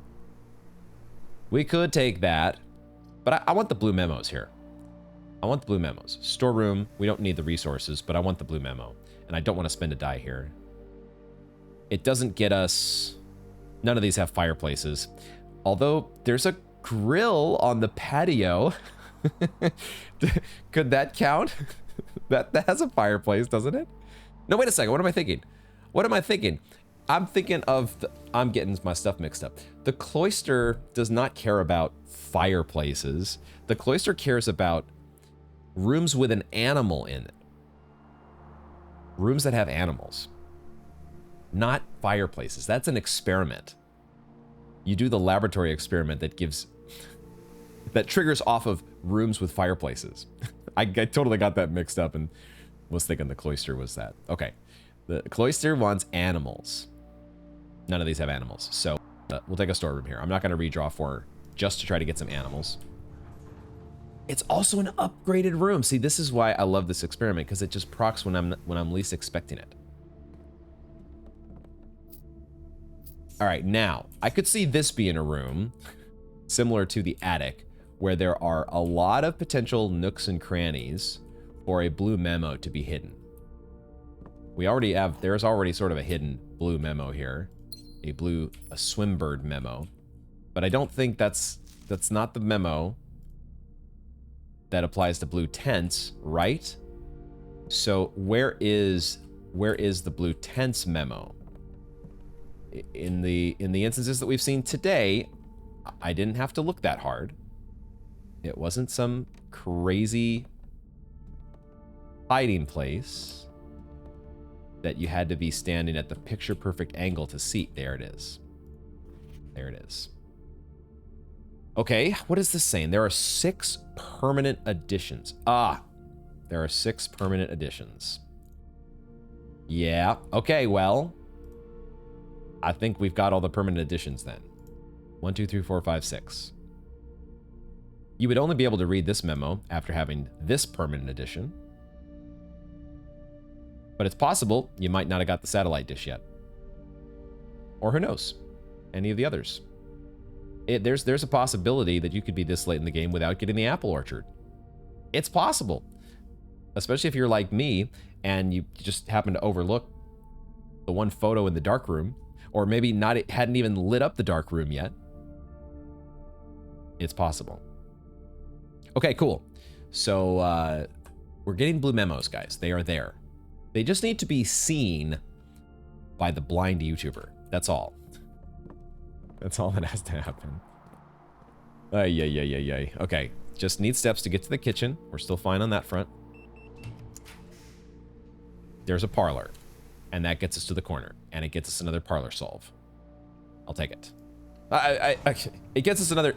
Oh, it's also an up... Oh my god, dude. I'm telling you, the upgraded rooms that I just take for granted. The parlor, yes, is an upgraded room. It used to only give 2 gems, correct? But yeah, let's go in. We get a coin purse. Not that we need it. And we get to, hopefully, let's not count our chickens just yet, but hopefully we get another parlor solve. One step closer to 40. One of the other statements is false. So this works whether this obeys the rules whether this statement is true or false. If this is a true statement, then one of the other statements does have to be false. If this is a false statement, then the other ones don't have to be false, then they could both be true. So this works in either case. This doesn't really help us much. One of the other boxes contains gems. Could be true or false. Oh my god, there's too many words in this one. No, too... I give up already, guys. Too many words. If you replace the word one in the other two statements with both, they will both be false. Oh god. If you replace the word one, okay, both of the other boxes contain gems. Both of the other statements are false. Okay, well, we know that if we did both of the other boxes contain gems, we know that has to be false, right? What we don't know is, would this be true or false if you had both of the other statements are false? Well, this would have to be true.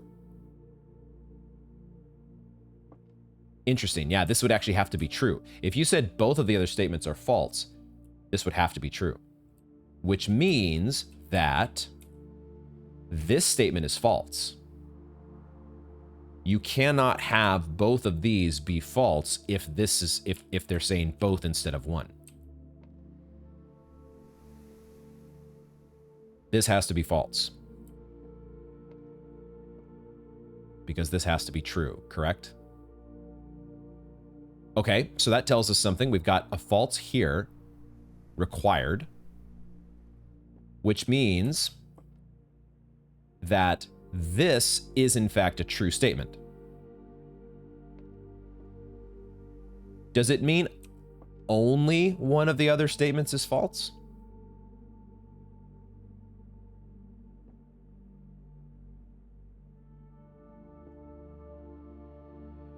One of the other statements is false.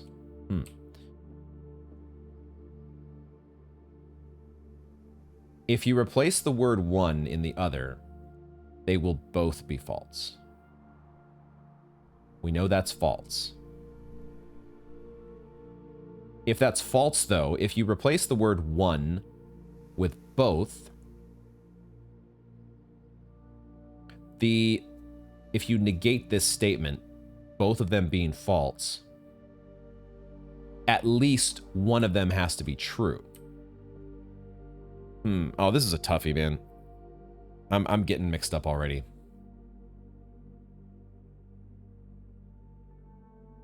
Is this the one that we're gonna fail? Is this the first failure? Because okay, we know for sure that this has to be false. This statement here has to be false. And we know that this statement has to be true. But then that just doesn't help me with this statement, does it? Because I feel like this could still be either true or false. If it's true, then one of these boxes has the gems. If it's false, then this box has the gems.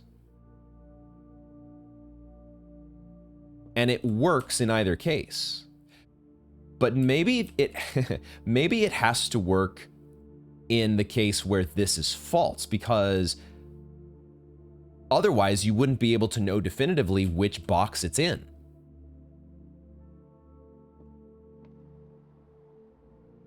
I think my logic is sound on this one. The black box's statement, you can't have both of these statements read false. If you say both of the other boxes contains gems, that's obviously false.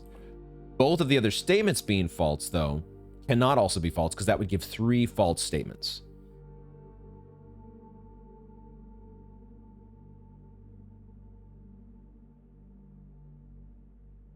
Can't have 3 false statements. And therefore, this has to be true. Well, oh, but it has to be true in the case of both other statements being false. It doesn't have to be true in the case that one of the other statements is false. Right? Right. All we know is that this statement here is false. But we could have it be true. Well, one of the other statements is false. Gosh, this is a tough one. Because how do I... Okay, I think I need to make a presumption here. We need to presume what? This is definitely the toughest one so far. If we presume that the white box is... Man, if the white box were false, like that's the easiest scenario. That's the scenario that I want to be true because that tells me where the gems are, right? So if we say that this one is false, could we still say that the one on the blue box is true? Because we now have the black box being false and the white box being false, correct? If we presume that to be the case... See, I'm just a little hung up on this blue statement. The fact that it says one of the other statements is false. Is that the same as saying only one of the other statements is false? Because if it's just saying that, hey, at least one of the other statements is false, that's still true even if both statements are false.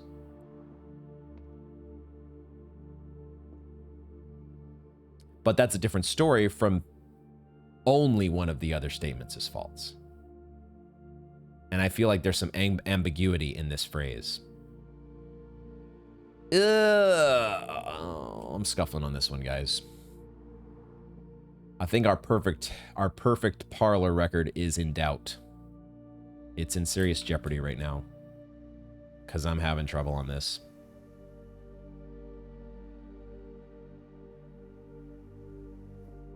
But also I've said that it feels like the only scenario is that the only indication about which box has gems is on the white box. And if this happens to be false, or sorry, if this happens to be true, that doesn't give me a direction. The other boxes don't tell me anything about where the gems are. I think I just have to live in the world where the simple explanation is... The simple explanation is that...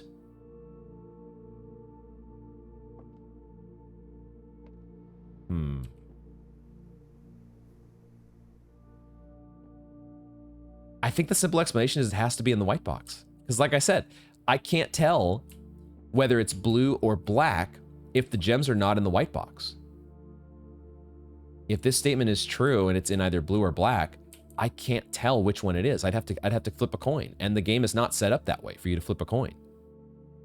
It doesn't say only one of the other statements is false. It doesn't say only. It just says one of the other statements is false. I'm going to say that to read that you could say, like, this statement can be true even if both of them are false. Because both of them being false is, you know, you can say, well, one of them is false. The other's also false, but I already said one of them is false, and that's a true statement. And we know that this is a false statement. And therefore, this is a false statement?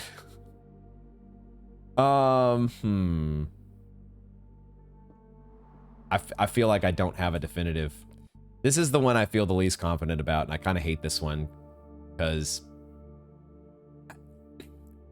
it doesn't feel like I'm doing a logical thing here necessarily. I'm not playing by the same logic rules that I have before, where you've been able to make a presumption and eventually either get a contradiction or no contradiction, and then you clearly have, here's where the statements point to this particular box having the gems.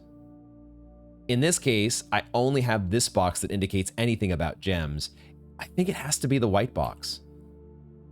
But that doesn't feel like a logical deduction. It feels like, unless it is. Unless it's just like, instead of, it might just be a process of elimination. The fact that this is the only one that could make sense. That's not making you flip a coin. If we lose our perfect parlor record, it happens. In the grand scheme of things, we already have lost our perfect gallery record. Not gallery, but billiard room / break room. So if we don't get to 40 of 40,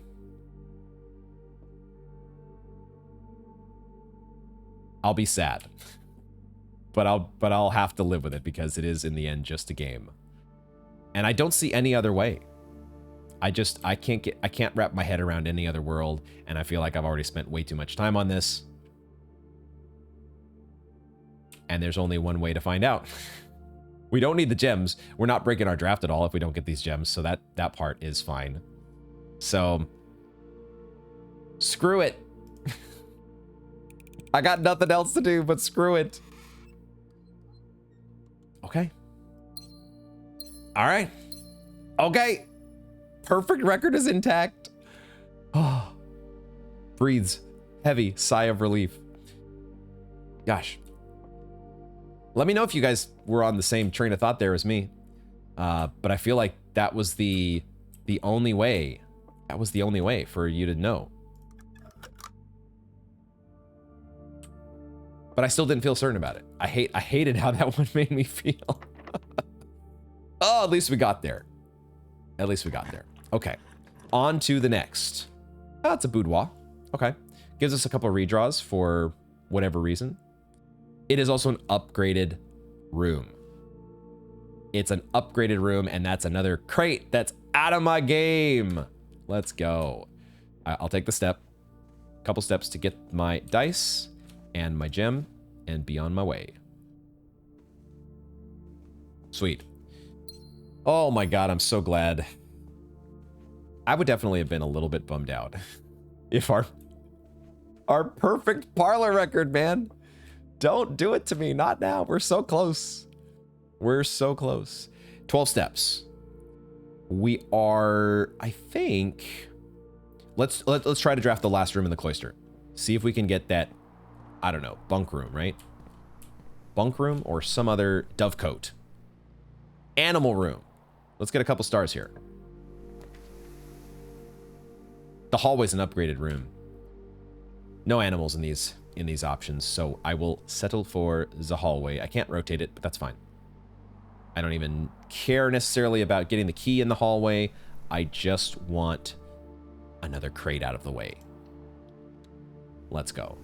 This experiment is... We're already up to 6 just like that. Love it. Every single room here, the cloister plus every single room connected to it was upgraded. That's awesome. Now we actually can step to the hallway, and then we can still have enough to get back to the kitchen. So we will grab our key. But now I'm going to head back to the kitchen and head around. Grab my... Might have to spend a key here. God damn it. Do I have to? If I step out into the rotunda back in, then I'm at 6, and I still have enough to get to the kitchen. And then I would get 15 steps. 1, 2, 3, 4, 5, 6, 7, 8, 9, 10, 10, 11, 12, 13, 14. We would just have barely enough, but I'm not going to risk it here. We have plenty of keys.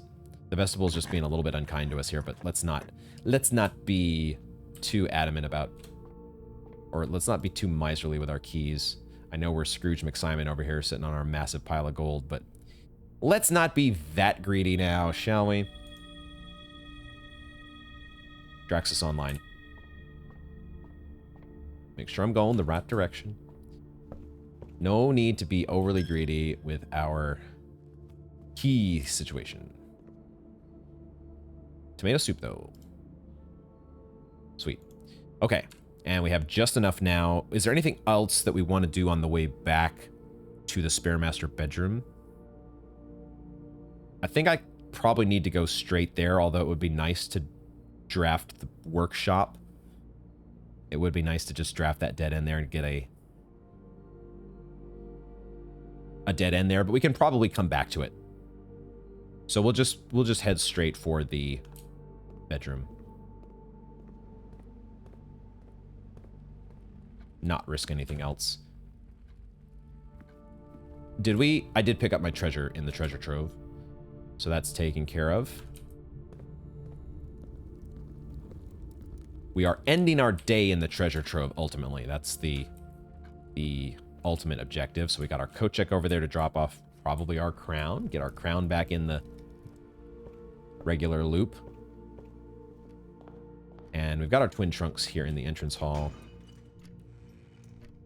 More coins that are going to go to waste unless we get a showroom. Coin first, right? So many coins. Lovely.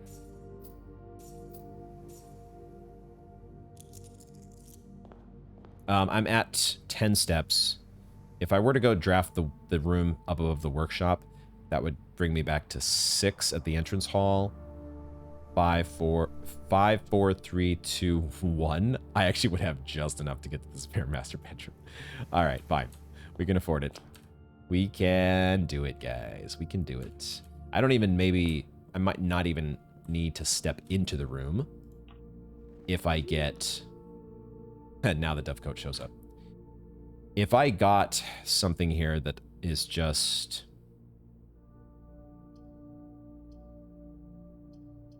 Like, I don't really need any of these. Utility closet is not important to us here. And none of these are upgraded, right? These are not upgraded rooms.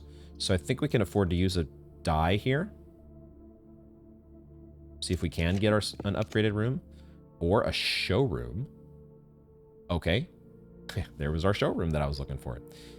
I guess we're going to the showroom, guys. And that'll put me at 8 steps, and then I have 7, 6, 5, 4, 3, 2, 1. Just double checking to make sure I have just enough to get back to the Spare Master bedroom.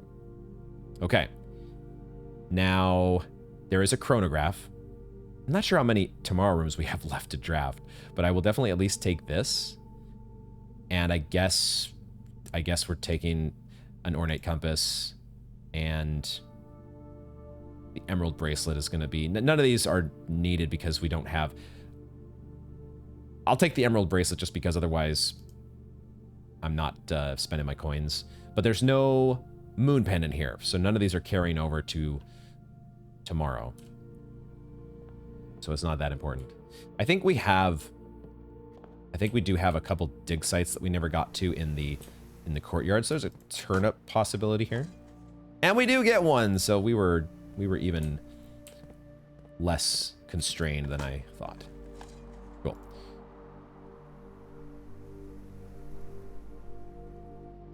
Sweet. And then is there going to be a die here in... Yep, sure enough. This was where the pair of dice was. Now, there was still one trunk somewhere that I've missed. Who knows where that is? Probably just walked right by it. Blind playthrough. But now our step count is nice and chunky. Okay, I think I'll take away the lavatory here, but you could make the case for the guy's bedroom because it's an upgraded room and it just guarantees that you've got... Maybe that's actually the play because we don't need this room to get us to the rest of the rooms in the house. We could go back to the weight room and draft from there. I think that's actually the argument here. This gets us more dice, and it gets us another crate. Crate be gone. Love it. And that's 7 crates. Once again, out of here. That's a lot of crates gone. I almost want to go check the tunnel now and see. That's 7 crates. I feel like that has to have unlocked or uncovered something in there, right? We had to have gotten something out of that. Huh, tunnel. Tunnel's in the perfect spot, ain't it? Do I want to take a secret passage to give myself... what? Probably don't need it, but also, why not take it? It could give me another shop. What do I need a shop for at this point? No, I've had the kitchen and the commissary, the showroom. Don't really need a shop. Spend all my gold, basically. The other option here is reroll. Excuse me. Reroll and get another gem, but I think the tunnel is fine. But also putting a dead end here would be better. Well, it's a little less friendly to our step count if we want to just draft the rest of the rooms here. I should probably just take the tunnel. Probably just take it. I'm not going to necessarily take another tunnel. But I think at least we got 6 dice. Yeah, let's just take the tunnel. It's fine. This does maybe limit our options a little bit because it takes up there's one space taken up by another tunnel.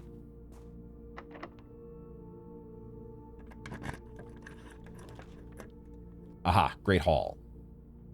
I don't love the locked doors, but it would connect us to the weight room.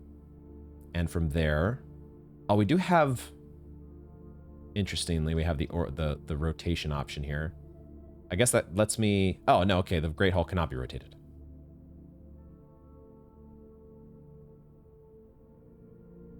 We do only have 4 keys. And we have 6 dice. I might redraw here. I just need a room that connects me to the weight room. And if I can do it without the hassle of locks, all the better. But also, we're down to only just a couple rooms left, so this probably doesn't matter that much. I'll redraw. Oh, interestingly, it did not give us another tunnel. So the tunnel is not necessarily always offered at every single reroll. Okay, good to know. Now, we could chronograph here to go back, but I think if anything, I might settle for an archives. Although, I can also remove it. Maybe remove it with the crown and just do a reroll here. I think I'll do that.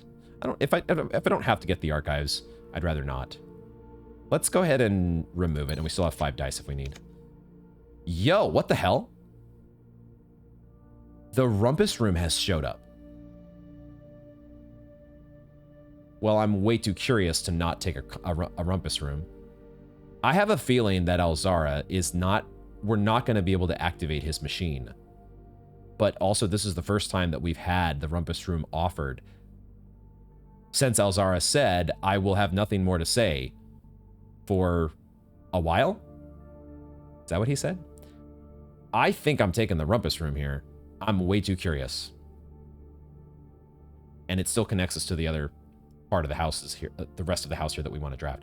Rumpus room. Rumpus room. Okay. Is Alzara actually going to... No, he doesn't. There's no offering of a coin. So you can draft the rumpus room without having Alzara talk to you.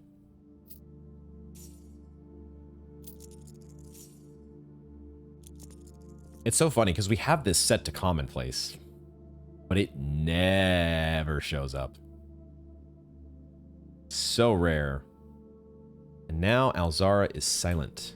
He's run out of words. So I don't think there's going to be anything else to find in here then, other than the 8 coins. There was once upon a time where I thought there was maybe an upgrade disc hidden in here, but that was because I was misreading the signals from the security room. The security room was trying to clue me into the upgrade disc out in the trading post, I think. And I wasn't quite picking up on that. Just yet. To a gallery. I don't want a gallery. I want to draft the rest of the house. So I think this is a reroll.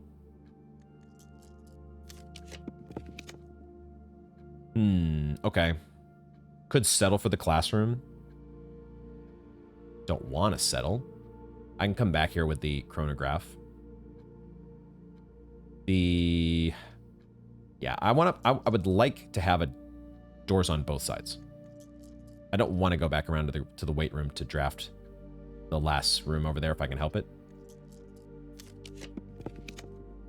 But also if the game is not, like if the game is out of, we have the Southern Cross in effect, but it's not giving me the doors here to the left and the right that I'm looking for. But we've got dice. We've got dice. I will rewind.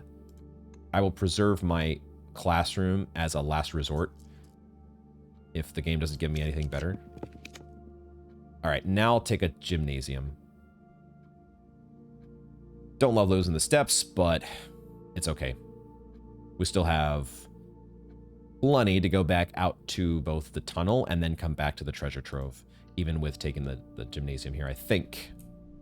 And you never know, the gym can sometimes give us tennis shoes. So it sometimes makes up for that penalty. Let's draft to the left. Yep, use a key. Oh, there's a tomorrow room. I don't care about the package, but I do care about giving my clock tower additional fuel for tomorrow. Beautiful. I don't necessarily even care about this package, but I'm gonna take it because I guess can't help myself. Compass, fine. Compass, coupon book, fine. And I think that about does it. Because otherwise the mailroom is the mailroom. Nothing more needs to be said. Just a classroom. Classroom gets us a couple more steps, and then we can spend the rest of our dice at that last room that's available to draft, and that can be how we finish things off. Did we get a farmer's apple? I think this is extra delicious. Nice. Okay, last room. It is not going to be a lavatory or a dormitory or a pantry. So let's go ahead and get our free crown reroll. None of these are of interest to me. I don't think any of these are upgraded rooms. Oh, we are in the classroom. I forgot we get redraws from the classroom. Yo. I'd like to get an upgraded room actually here, wouldn't I? These are not upgraded. And I don't think either a tomorrow room or an upgraded room. One or the other. Or lost and found? Huh. Like, I don't care about losing items here. Well, I do. I do care about losing a crown. Because I kind of want to check that. But it's not the end of the world. I could just check a chronograph instead. Or running shoes. Ornate compass. So I've talked about how I do want to go back to Lost and Found, if nothing else, to see what's different there. Because it feels like there are items from around the house that are making their way to Lost and Found over time. And maybe that's nothing more than just like a little fun Easter egg.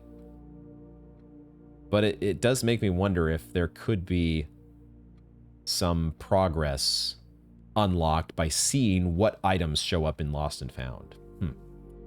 Is that what I want to take in this instance? I could have it as a last resort, right?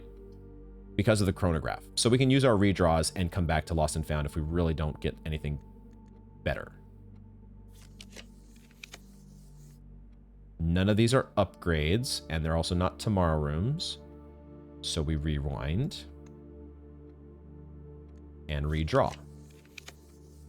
None of these are upgrades or tomorrow rooms.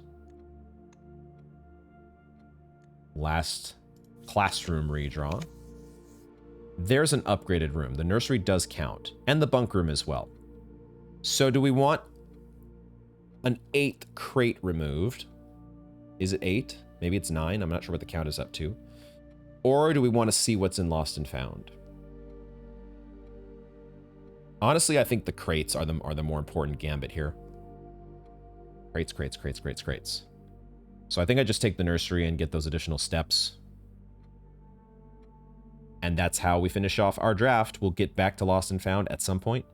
I can always throw on the red banner of the king to try to make that a reality. So yeah, nursery it is. Let's do it. And that will give us 8. The best number. The best number in the game. We get 8 steps from the nursery, and we get our 8th crate removed from the tunnel. Okay, cool. We have tennis shoes as well. So now, let us make our way to said tunnel. Just double check one more time. Alzara, you got nothing for me, right? There's no secret switch on the Alzara machine. Wait till the sacred hour, and Alzara shall reveal his really actual final message. Are we gonna have to make it to the... I think we're gonna have to make it to room 46 in time before the sacred hour has arrived. I think that's what's gonna be required of us. Okay, let's go to the tunnel. Tunnel, tunnel, tunnel, tunnel, tunnel. 8 crates, man. We gotta see something, right? Something's gotta be different here. I wish I might have a tunnel free of fright and troublesome crates. Make it happen. Laboratory, have you finally made it happen for me? Ooh, I see a clipboard on the ground, I think. Because I think the crate that the clipboard was resting on is finally gone. So we just have the clipboard here. Okay. So the foreman's log has lost its crate. But have we finally revealed? Well, we have. Oh my God.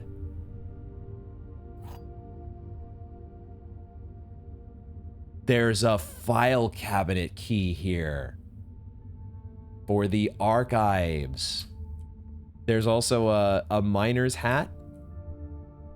But there's an archives key, and I didn't take the archives. Interesting. Okay, but at the same time, this is now here. This is now here. And I'm wondering, is there more? Do we need to keep removing crates? I think I do want to keep removing crates, because there's more crates here to be removed. And there could be something on the other side of those crates that I just can't see yet. Because I feel like it's very dark in here. I don't know how well you guys can see any of this with YouTube compression and whatnot, but I feel like there is more. I can just barely make out more on the other side of these boxes. So I think we've got more crate removal to aim for. But we also, in the short term, have a file cabinet key. There's another part of the archives to open up. All right. Has to be the archives, right? That's what we've had with these the 2 keys prior. So we got to get our hands on an archives. Okay. We have competing objectives on day 49 because we want to do the treasure trove today, end our day there. And now we want to get to an archives as well. But we also want to make it back to room 46 to see if we can do anything with those cuckoo clocks before the sacred hour arrives, or maybe at the exact moment the sacred hour arrives. So I got to figure out what the game plan exactly is going to be for day 49. But I think for today, the last things we will do to wrap up, there's no room that we're ending our day in besides the treasure trove. And I think the only other thing to do is to actually check an item in the coat check. And I think that's going to be our crown. I think I'm going back to the crown. We've done our business with the lucky coin purse. And an ornate compass is nice. And you could say that maybe the ornate compass is the one that you should pick, because that might be the more helpful item to actually get you to room 46. Is it more helpful if you're trying to speed run your way up to the antechamber in room 46? Would you rather have the ability to turn your rooms at any moment, or get red rooms out of your way and get more gems? We're not going to be ending the day with a freezer, so our gem count is going to be back to square, not square one, but square two because of the gemstone cavern.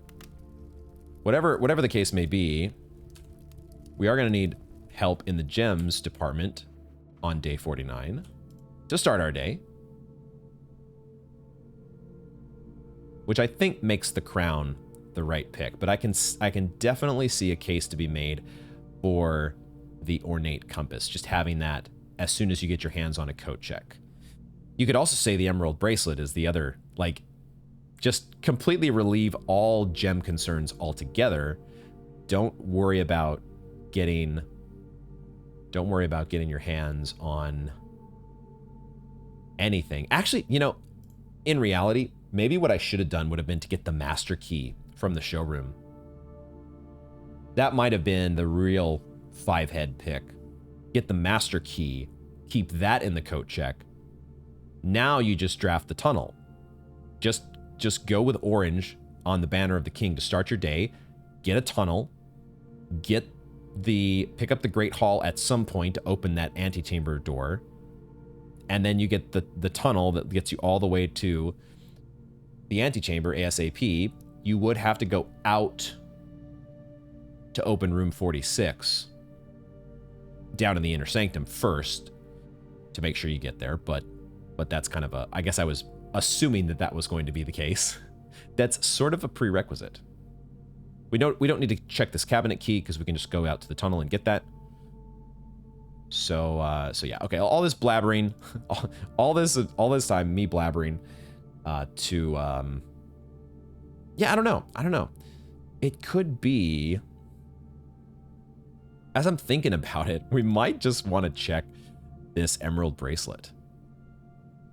I kind of like this. I kind of like the sound of that. Don't worry. I don't have any concerns for gems at all.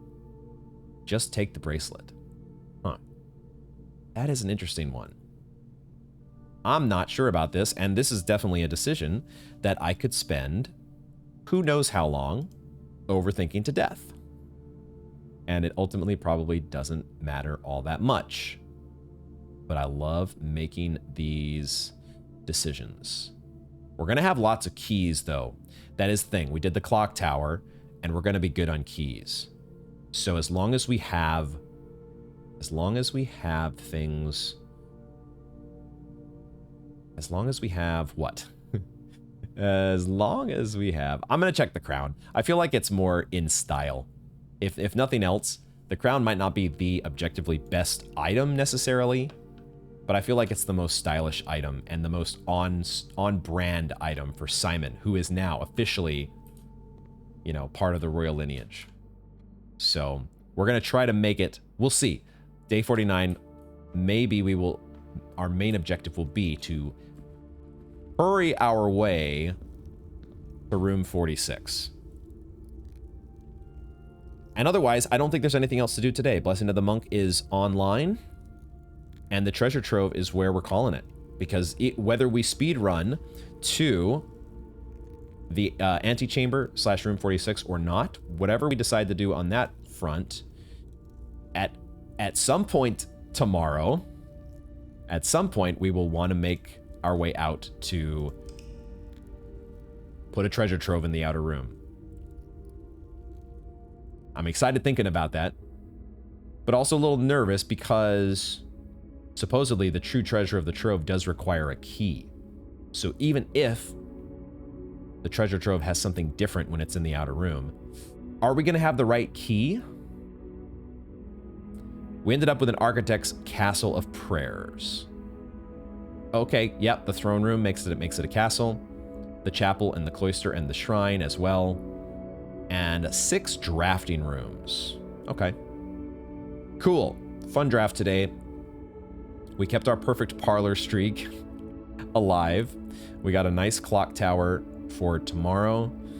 And I'm anxious to see what this treasure trove in the outer room is going to do. I'm hoping it's going to do something. I'm hoping. So many questions still. And we have an archives key now in the tunnel. That's another goal for day 49. At some point, when it's not too inconvenient for us, got to get an archives. At least we have things to do. I'm not running out of things to do necessarily, just yet. But I still have so many questions on where exactly this is all going to go. And how long it's going to take to get there. How many more little hurdles and obstacles are we going to have to overcome before we get to some semblance of an ending? That's still a big question mark in my mind, but I don't necessarily want to ask for direction on that just yet. For now, we'll keep playing it by ear, and we'll see what happens on day 49. Thank y'all very much for joining me, and I hope to see you in the next one.